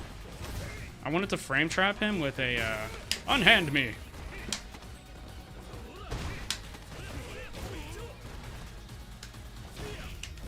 I think he tried to jump. That was such a risky jump from me. I should not have backed up. Ooh, risky runs. Risk it. No V trigger, no. That should have been a hurricane kick. Should have been a DP. Should be an overhead. There were 3 situations there in a row where I didn't do the maximum damage, and it almost killed me. Jump. Oh, I did my jump a little bit too late. You know, I mean, that was a read. Jump. Nice. Nice. If he air resets me, I'm DPing. Uh-oh. Schmifty time. Ooh, that's good. Damn, I couldn't jump away. Big bat. Ooh, okay. He loves to... Okay. Ah, I tried to cheese him. This is not good for me. I'm in a really bad situation. Just throw the soul fireball and stay as far away as I can. If he rush punches, what do we do? Stand medium? Fuck, not fast enough. I was thinking I was gonna EX DP, but then I was like, nah, stand medium punch is better. I chose wrong. Should just DP'd him. The EX rush punch is so fast. So fast. Yo, what's up, Felipe? I see you. Ugh. Gil is the only character that has interest in you. Super fun to lab. That's cool. I feel like Gil is good, but not good in, like, he's still overshadowed by the super duper strong characters. Okay, let's be a lot more aggressive this time. Oh, he plus 3 frames again. All right, I'm just going Unga Bunga right now. This is the darkest Unga. Okay. Nice. I'm still gonna go Unga Bunga this round. I feel like I can overwhelm him. I could be wrong, but who knows? Oh, he's definitely pressing. Unhand me, you foul rapscallion. Whoa, what a button there. My attack was mistimed. Okay, full commit. That's all the way from game 1. Full commit. I'm not going to spend any bar here. In my opinion, who is the strongest character? We'll have to look at the roster for that. Fight. Surprise? No? Okay. Surprise low. Oh, he was just swinging.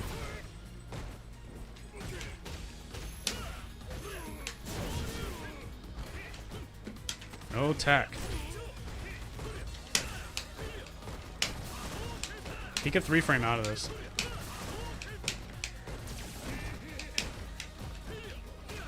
Oh, okay. Oh, that sucks so much. He likes to stand. I'm not sure when, but he does. Oh. Okay, I'm +2 here. Oof. Got him. Unga bunga. Not the best choice, but I feel like if you're having trouble beating someone, a specific way, and you're not just trying, like, okay, so you could go online and just be like, all right, I'm only gonna practice these 2 things. That's really good to do, actually. That's mostly the way you should be playing if you're trying to, like, level up. But if you're having trouble beating someone a specific way, just going for the opposite and just seeing if it's gonna work is not bad, right? All right, let's look. Abigail Player Extraordinaire. If you haven't seen Monk Unit on Twitter, you should go follow him on Twitter. He makes Abigail stuff. It's fucking disgusting. So we're looking for guild games. Should we use Battle Lounge or should we use Ranked Match? Here we go. Okay, let's watch the first ones. Alright, let's watch this. Percy, huh? That was a long meeting. Honorable. Rashid is not bad. Akuma is good. Urien is very good. Rashid is very good.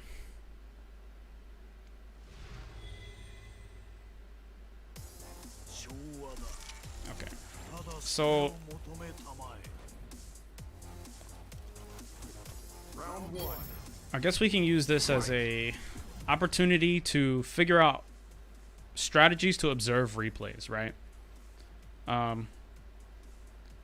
So everybody knows that if you play and you lose, watching the replay is good to do, right? Like if you're like, I don't know why I lost. I'm confused. I felt lost, right? You think about it as like, what was going on?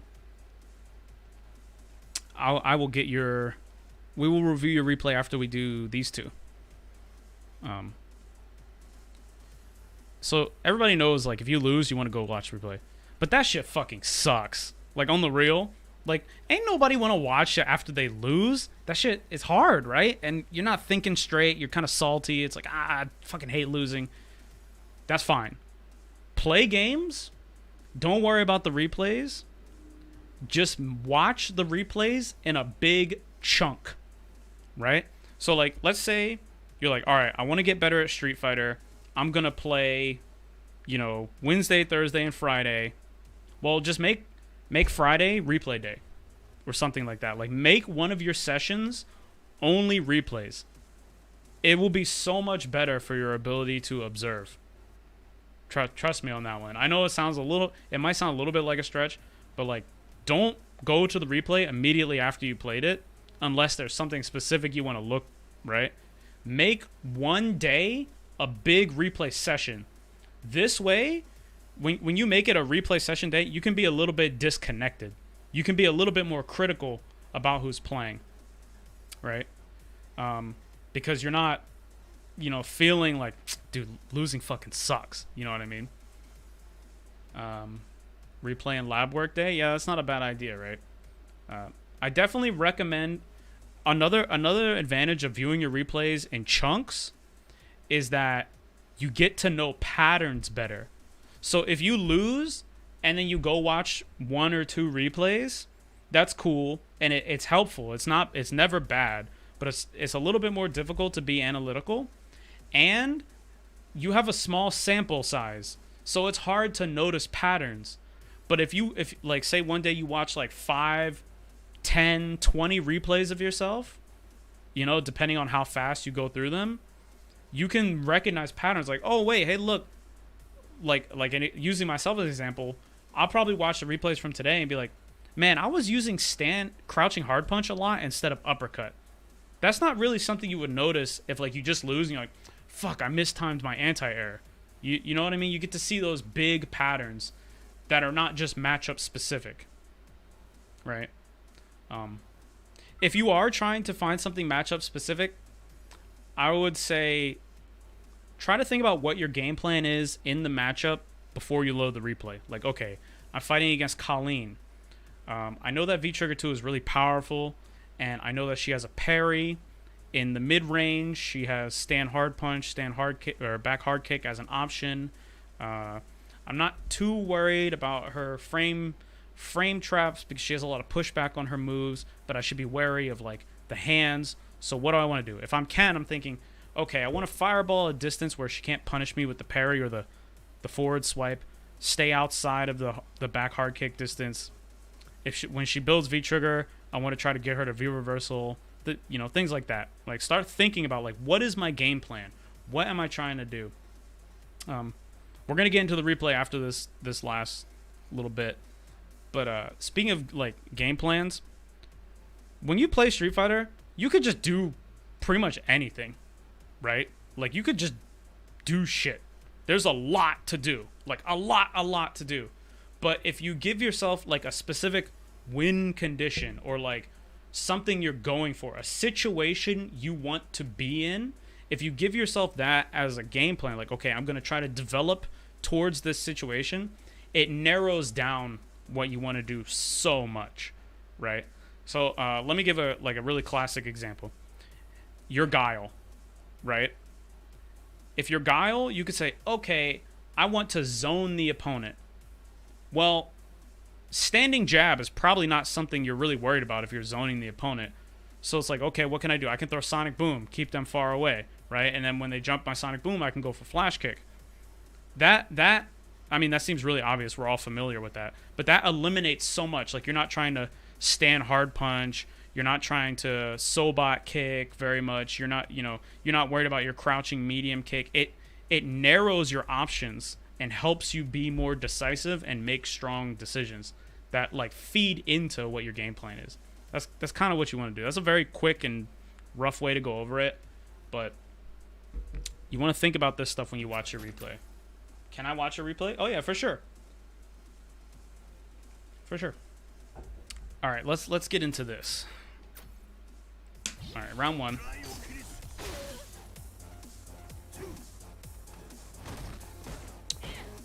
All right, let's just watch it just to get a sense of what's happening. Right?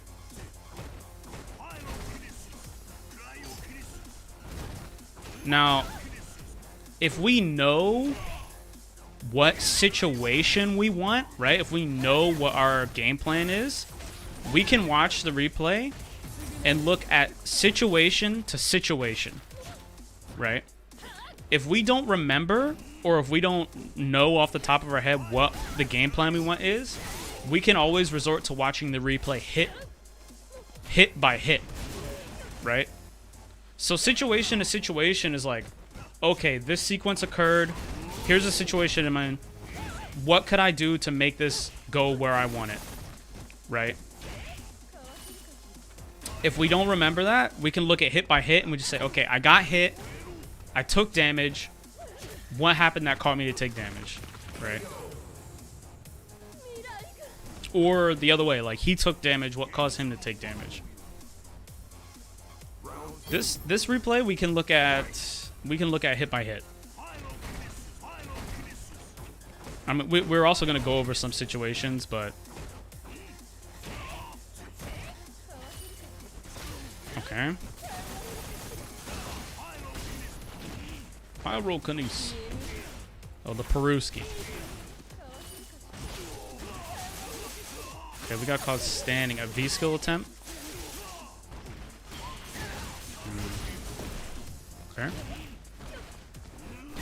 Oh.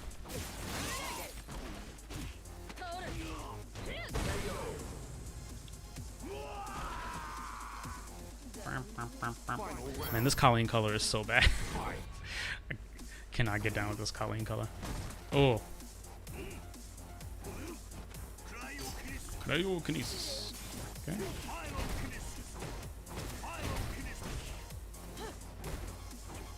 Hmm.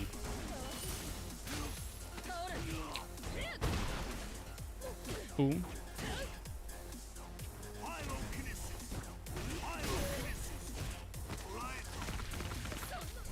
Fourth throw. Surprise EX. I don't think we've seen that before.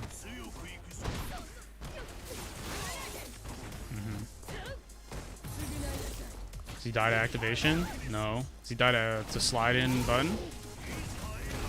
No. That was hella punishable. Oh.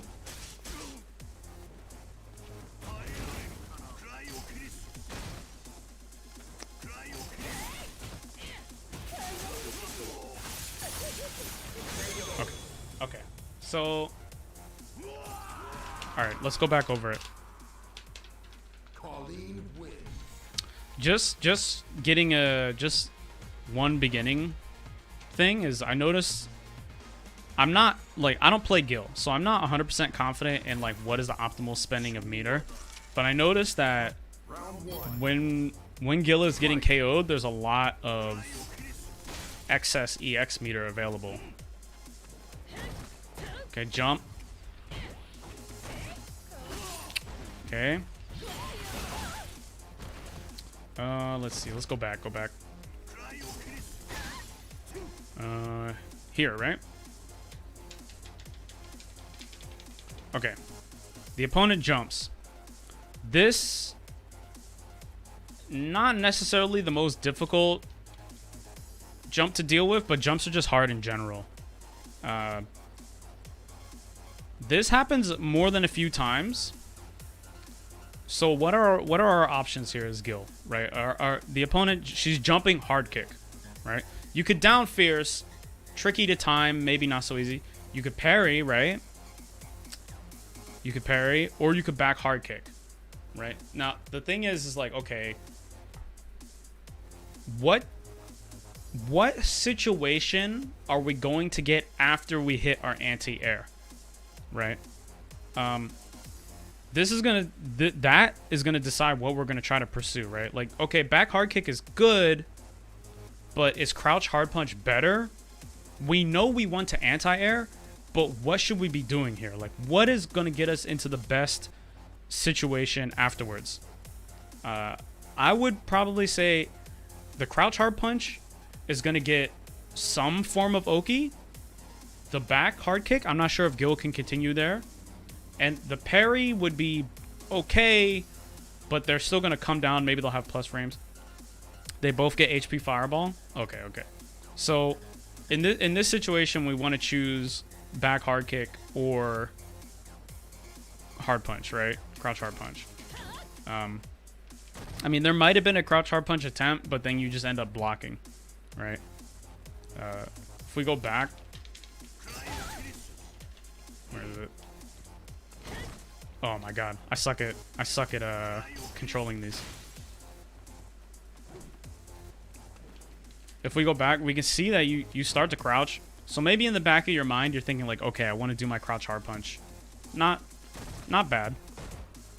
Okay, jab. Medium punch. Now, okay, medium punch.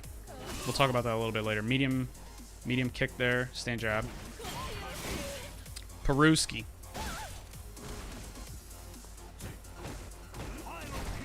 Pyrokinesis. Another situation where the opponent jumps, right? So this him getting away with jumps is a kind of a pattern. I don't know if this is like because of a multi-game thing or not, but it's important to, just like before where we were trying to pick an anti-air, you want to have complete, like, this is ideal, right? It's not like you're just thinking ideally here, right? You want to have absolute complete control or complete confidence in why you are taking an action, right? So here you back away, and you go for this cryo ball, right? So just observing this replay, this to me is in contrast with all of the actions you did before, because you were pressing a lot of normals to just try to touch him, right? And at points in the future, you'll do like EX tackle or like a long reaching normal to like get to him. So when you threw this fireball, I would try to think back. It's like, what was I trying to do, and did this feed into my game plan? Because I mean, if you back up and you're like, okay, I'm gonna throw the fireball. If he jumps, I'll anti-air him. Sweet.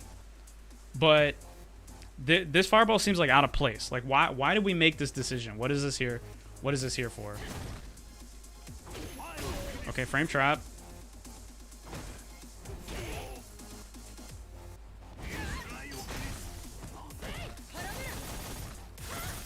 Okay, here's a punish opportunity. Good.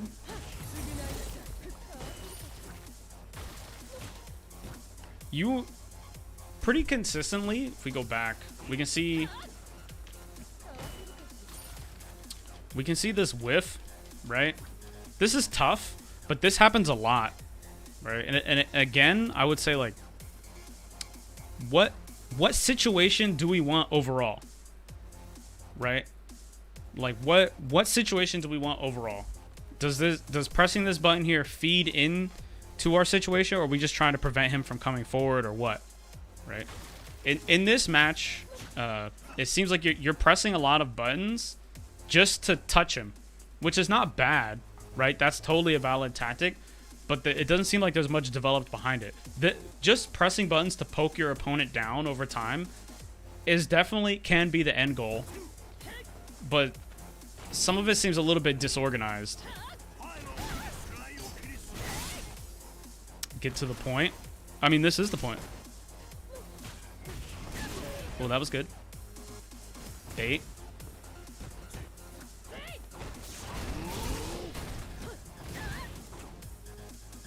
Play Gil like Abigail. You can definitely see that. Yeah, that makes sense, right? Because with Abigail, you can convert off of your pokes, but you can't really, like, I mean, you're not like Chun-Li or any other character. You're a grappler. So like you're not like poking into like confirm into Oki. You're usually using your mobility to get in so then you can grab them or frame trap them, right?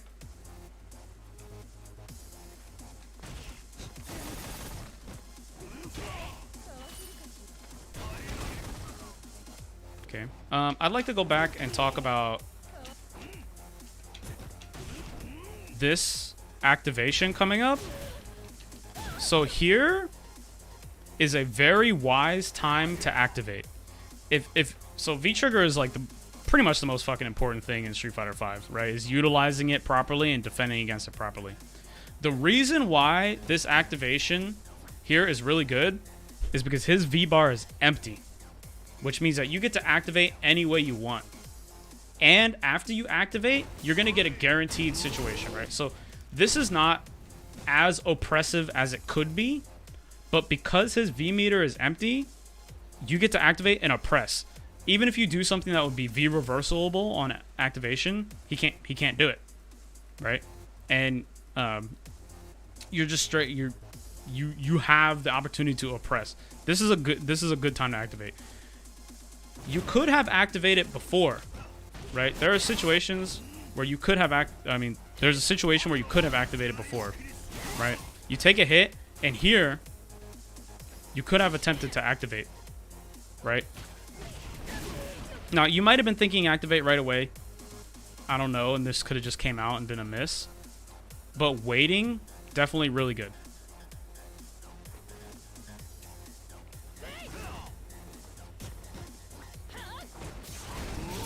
The V meter is like the red bar of courage. You hear me call the V meter the red bar of courage a lot because people fucking wild out when they have V meter. Okay. Pokes.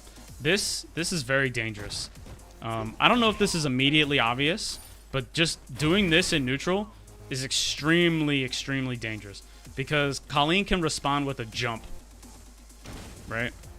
He just blocks, but if you do this, he can jump at you, and if you let it go, it's not gonna hit, right? Because you've already done it. It's not gonna function as an anti-air, and if you continue through it, you eat the fattest punish. So best case scenario, he jumps over this and you take some block pressure. You take a frame trap.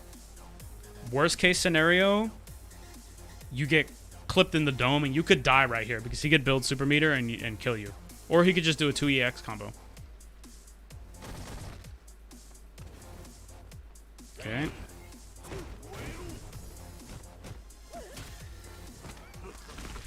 Yeah, there again, there's more normals like the jabs. What are the jabs gonna do? Right. I'm not saying that as like a. Like, ooh, what are the jabs gonna do? No. I mean like, well, I mean, what are the jabs gonna do? Right. If we press jab, is this what we want Gil to do? Right. V trigger 1 wasted on javelin. Yeah, I would say that as Gil V trigger 1. Frame trap, combo, or anti-air only, not poke.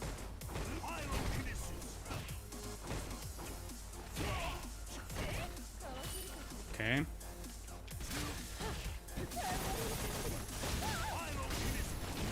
I'm trying to there. So we glanced over this hard kick. You block one of these. Now right here it's your turn, right? So I don't know. Maybe you could. I mean, you could do anything you want. It's your turn. I'm going to kind of glance over a lot of these situations because, I mean, you can find these out yourself, right? The main thing that I'm looking at here is like, okay, we got hit or we landed a hit. What's the situation coming afterward? What do we want to pursue? Because just on first broach, the gameplay looks a little bit disorganized. And that's probably because Gil is your secondary, right? You don't really... I mean, you haven't played him for like 9 years, so...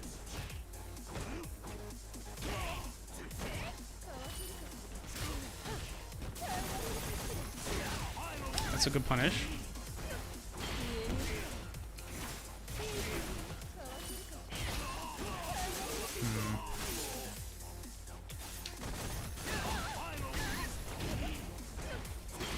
This is something I didn't pay attention to earlier, but it's something that's probably good to look at because you guys played a really long set.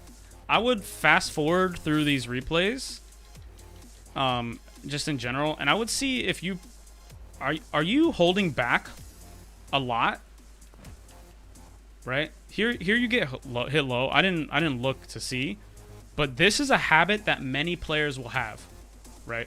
You'll find that many players have a preference for blocking one direction. They'll either down back or they'll hold back away.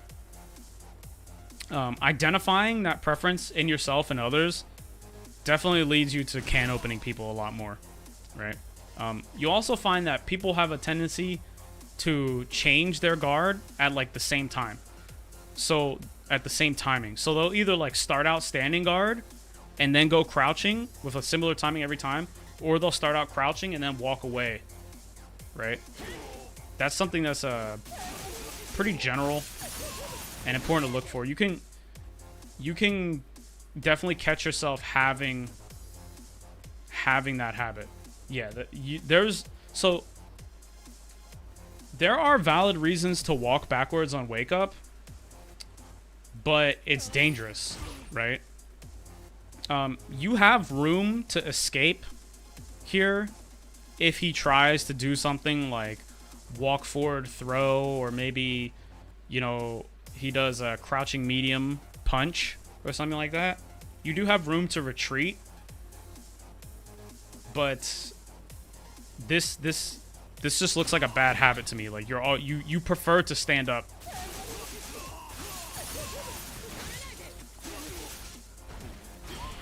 Okay, Peruski.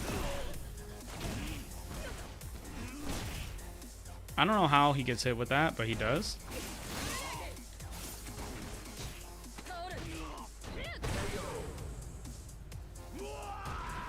Womp womp. Womp womp.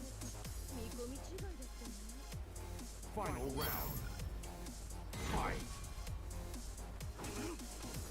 Okay. There's that jump again. Another one. Those are really hard to react to, but that's just the breaks, right? Like we have to react to shit like that.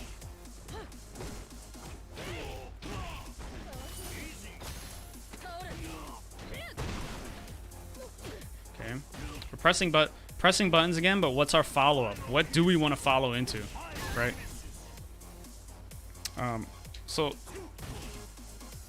here you clip him with a jab, right? Excuse me. Here. You clip him with several buttons. What's the follow-up? Is this a tick throw no matter what? Right? Is this a conversion? What kind of knockdown do we want? What situation are we pursuing? It might be difficult. Yeah, tick throw and hit on block. It might be difficult, like this crouching medium kick, like to confirm it. I'm pretty sure Gil could confirm this in a tackle. So like just buffering this is pretty safe, but it doesn't really advance what you want, does it?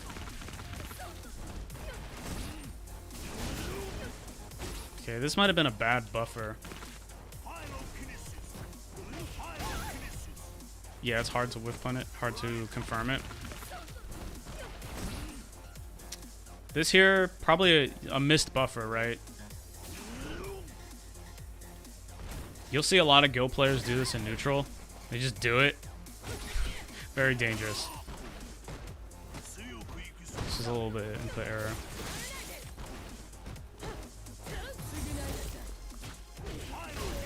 Pyrokinesis. There's another javelin. That was close. If you do it in a block string, it's not like immediately punishable unless they have something evasive or they hit you with an EX. But still, I mean, you only get so many of them. Is that the right place to use that?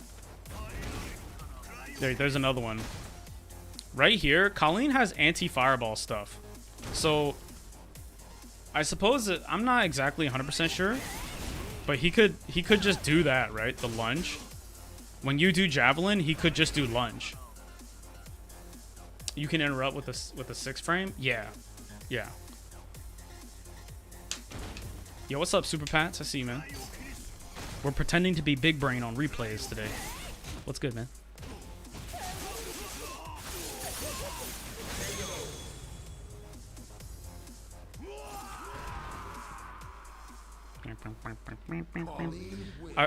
I really wish I had something more specific to say, but I don't play enough Gil to really know, like, okay, this is what you want to do. So I can only kind of offer general advice, like, okay, it looks like you're throwing out pokes, but there's not really a common follow-up. Like, so having a very predictable pattern is a vulnerability, right? So say, for example, you fight against somebody and you know they're always going to do the same knockdown setup. That can get used against you, right? But if you are conscious and aware of that pattern you're putting out to the opponent, you can use that to manipulate them. So you may think that, like, oh, well, if I do the same thing every time, if I always go for the same thing, I get predictable. That's true, but you could use that to your advantage, right? That's how you get really powerful mix-ups. It's like, okay, I'm gonna do this until I think he's caught on, and then I'm gonna mix it up. So it's not really the end of the world to say, like, okay, this is my end point. This is the situation I'm pursuing.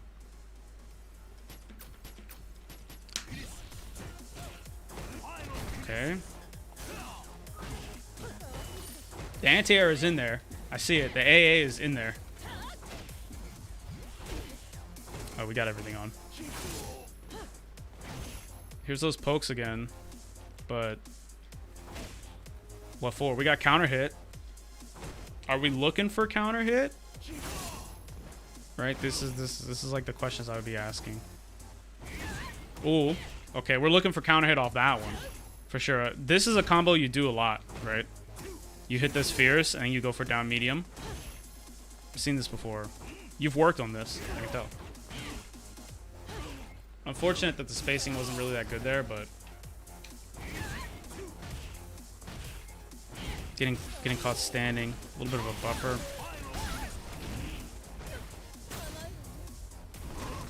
Oh, that was risky. Recognize, do stand hard punch, crouch medium punch. If they're close, yeah. Stand hard punch tackle instead if they're further out. Does the crouch medium punch do more damage? Right? Does it do more damage and get you the same situation after? I would look into that, right? I would take that's one of the things I would take to lab, like, okay, what do I want to do after this? What gives me the best? I mean, tackle does more damage. Yeah. Is the damage significant? Also, because so if we want to win Evo, we have to do crouch medium punch tackle at the right spacing, right? But practically, if we just want to play online, we can worry about that later. You know what I mean? 30 or 40 more, yeah. So it's kind of like make a choice between what's practical and what's like most effective. I was out of water, so we had to get some coffee. I see.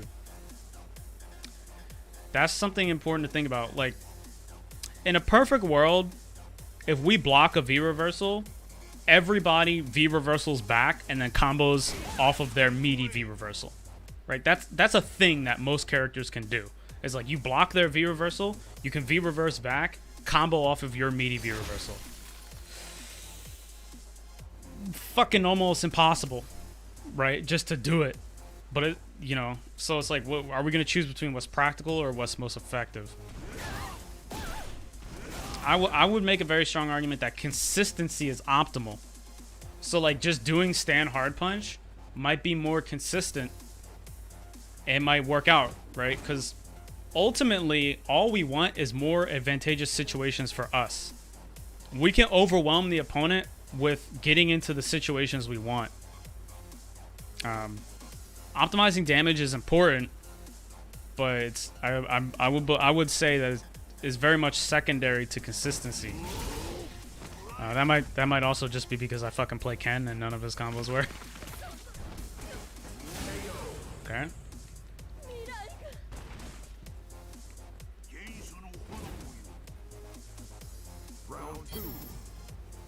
Drink some Red Bull, bro. You trying to kill me? Oh, there's that jump again.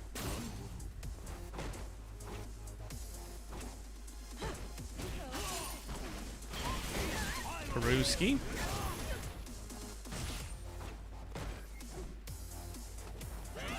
Cryo.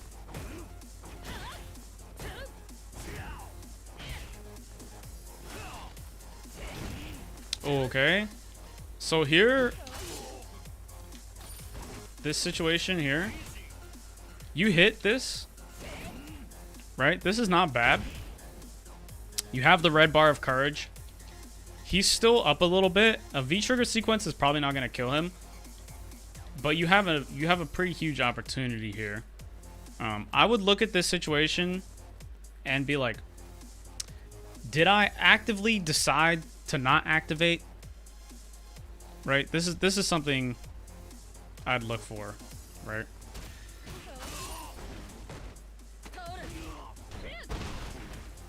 Oh.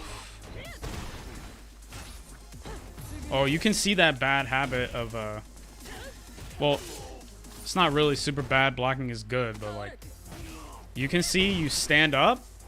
Look at that. Let me move the camera out of the way so we can see the inputs really clearly. You stand up, then you crouch. Then you stand up. then you crouch. Right? Something to be aware of is like, oh shit, when I defend, I accidentally stand. Because he could definitely throw you, walk forward a little bit, and then try to hit low. You don't really get anything off of V-trigger cancel. Yeah, you definitely don't want to waste your V-bar.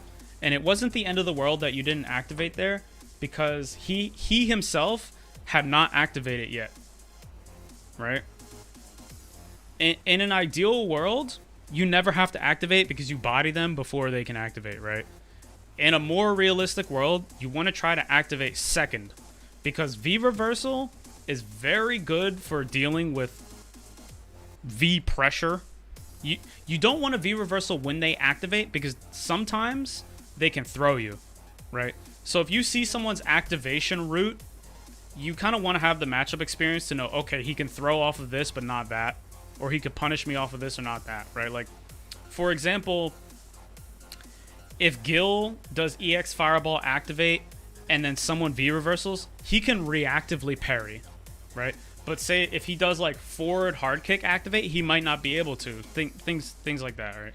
So you want to know when you can V reverse. The pressure is usually not on the activation.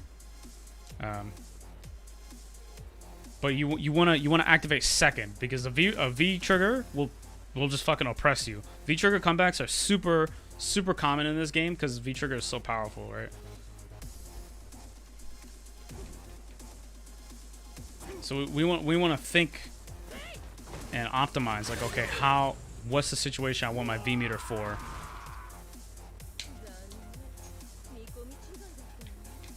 Final round. Fight. So far, most of your activations have been pretty good. Like, that, you might not capitalize off of them, or get the best situation out of them, but the activations themselves has been pretty smart. Ooh, okay.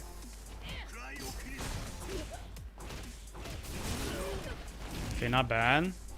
I'm not sure if it's possible to super here, or if EX is better, right?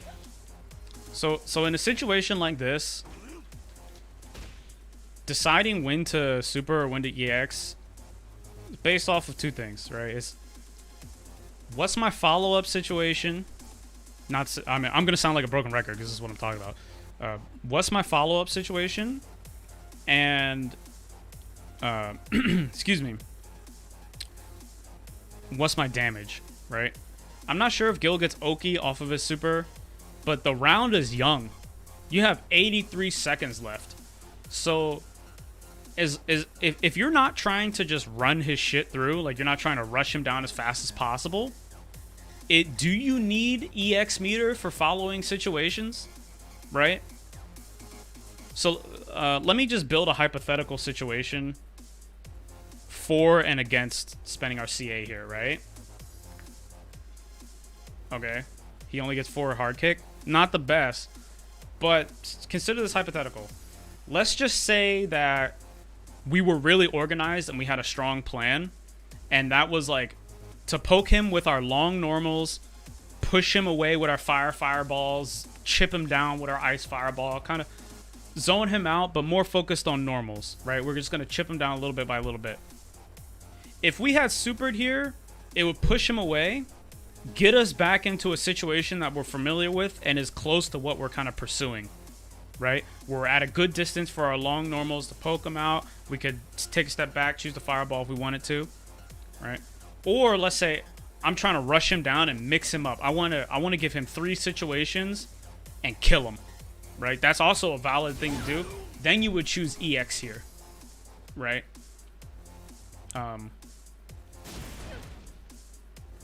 Yeah. And I mean, of course, like another obvious hypothetical, like if the super would kill him, you would want to do it regardless. Oh, that was risky.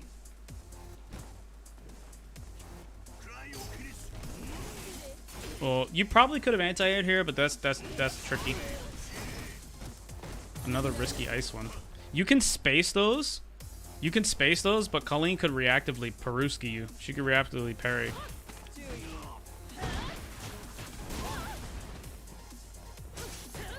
I mean, it's not bad to do shit that can be punished on reaction if the opponent has not shown you they can react to it.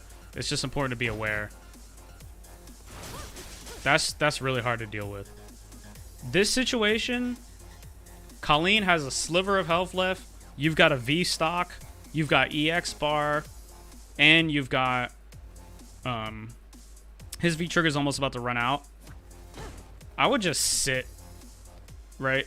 Because if you sit, worst case scenario, he dashes up, gets some pressure, you get thrown, you're out of the mix. I mean, you know, best case scenario. Worst case scenario, you attempt to hit him out of the slide, which is really difficult. Or you attempt to parry him out of the slide, also really difficult. And he gets like a whole fat counter hit combo. And then some Oki. And if he gets that counter hit combo, maybe one more mix into CA and you're dead, right? If that was a hit confirm, that was sick. If that wasn't a hit confirm, I said, watch out. I'm not sure if I believe that was a hit confirm at the end there, because there was several instances where you were just like, okay, I'm gonna do EX and kind of space a little bit.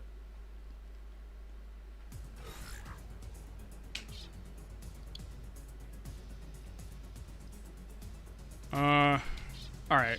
The main things from those replays, I would say, is like, all right, we need to pick a situation. Pick a situation. Now, as you become more advanced and more proficient with Gil, you'll be able to adapt more on the fly and change up what your end goal is, like in the middle of the match. Like, okay, I see this is not working, I'm gonna go for this. But after watching that, I would say, like, okay, pick a situation you want to be in and build your strategy around that situation. Because the gameplay you presented in those two replays looked a little bit confused, right? Like, you knew what you were doing, but you didn't have an idea of what you wanted, right? Like, you knew what you were doing, but you didn't seem to have a very confident idea of what you wanted. And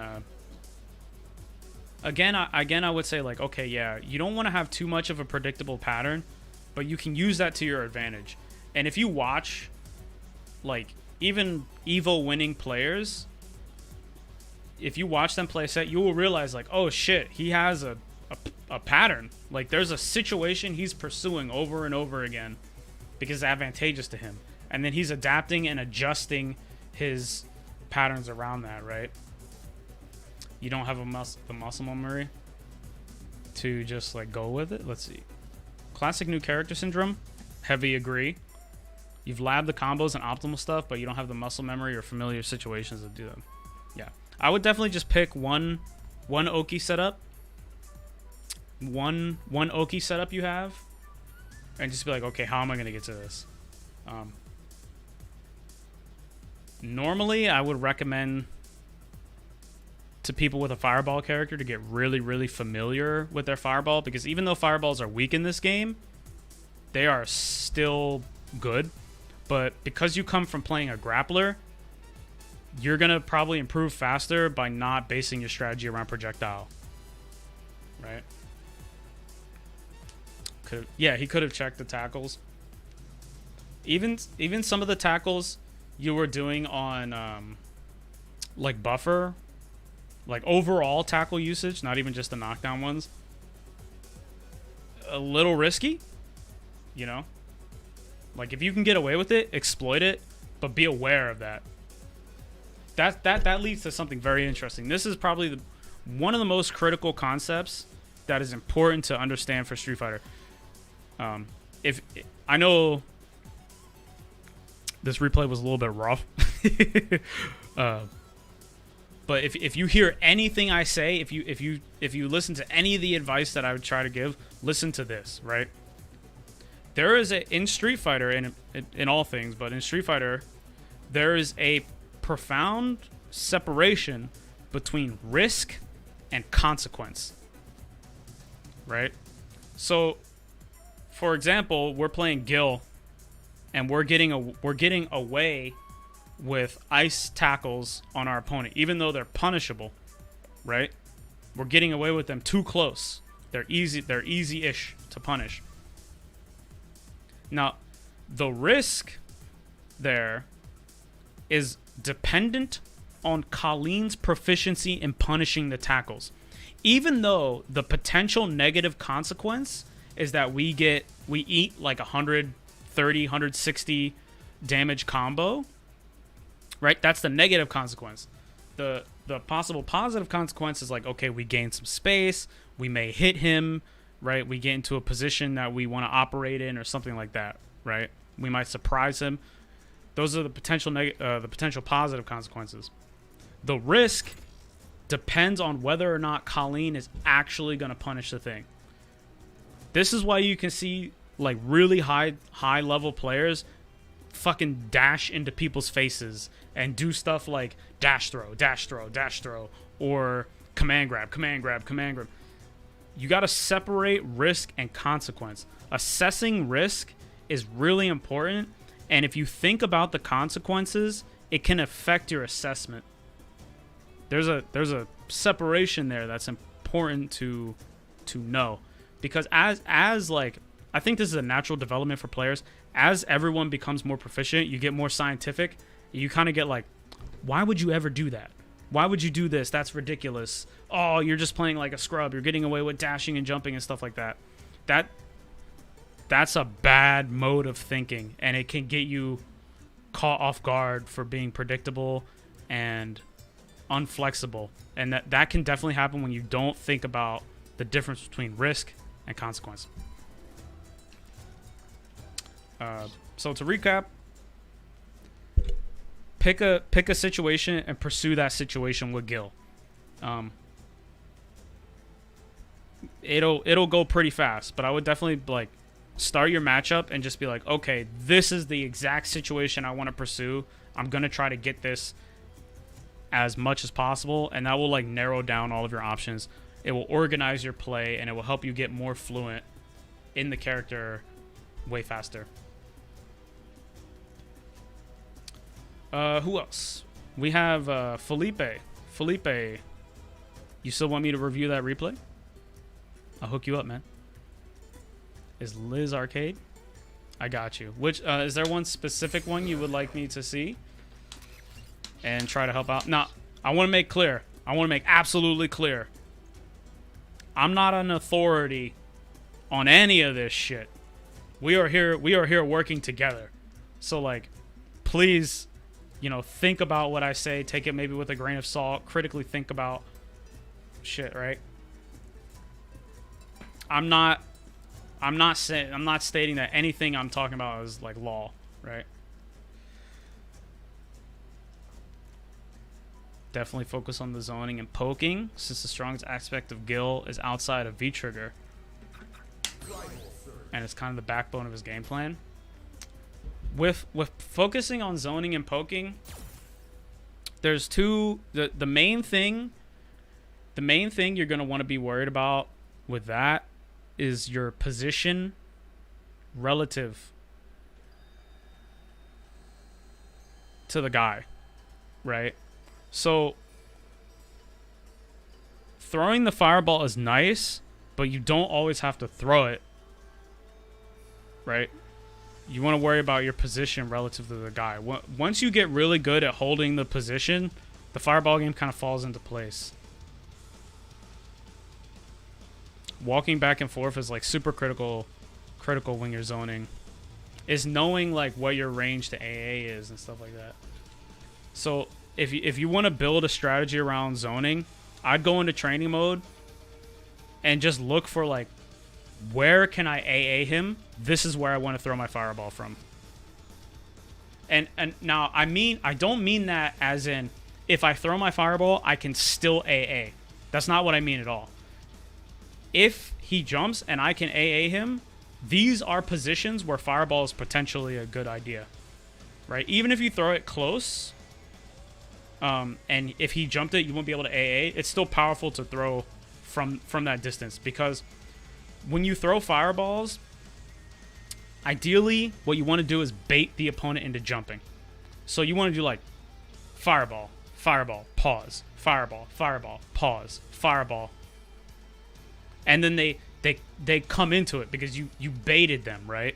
Like you do like the duck duck goose. If you've ever played duck duck goose as a child, that's what throwing fireball is like.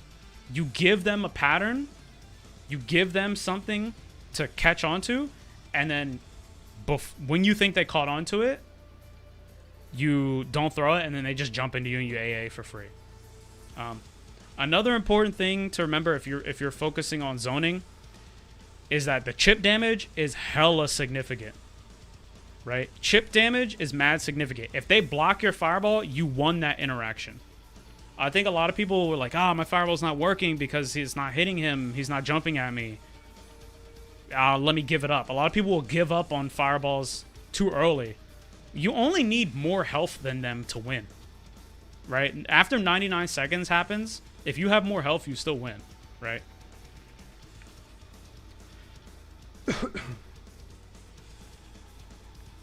Okay, so let's go. Lizard. I made a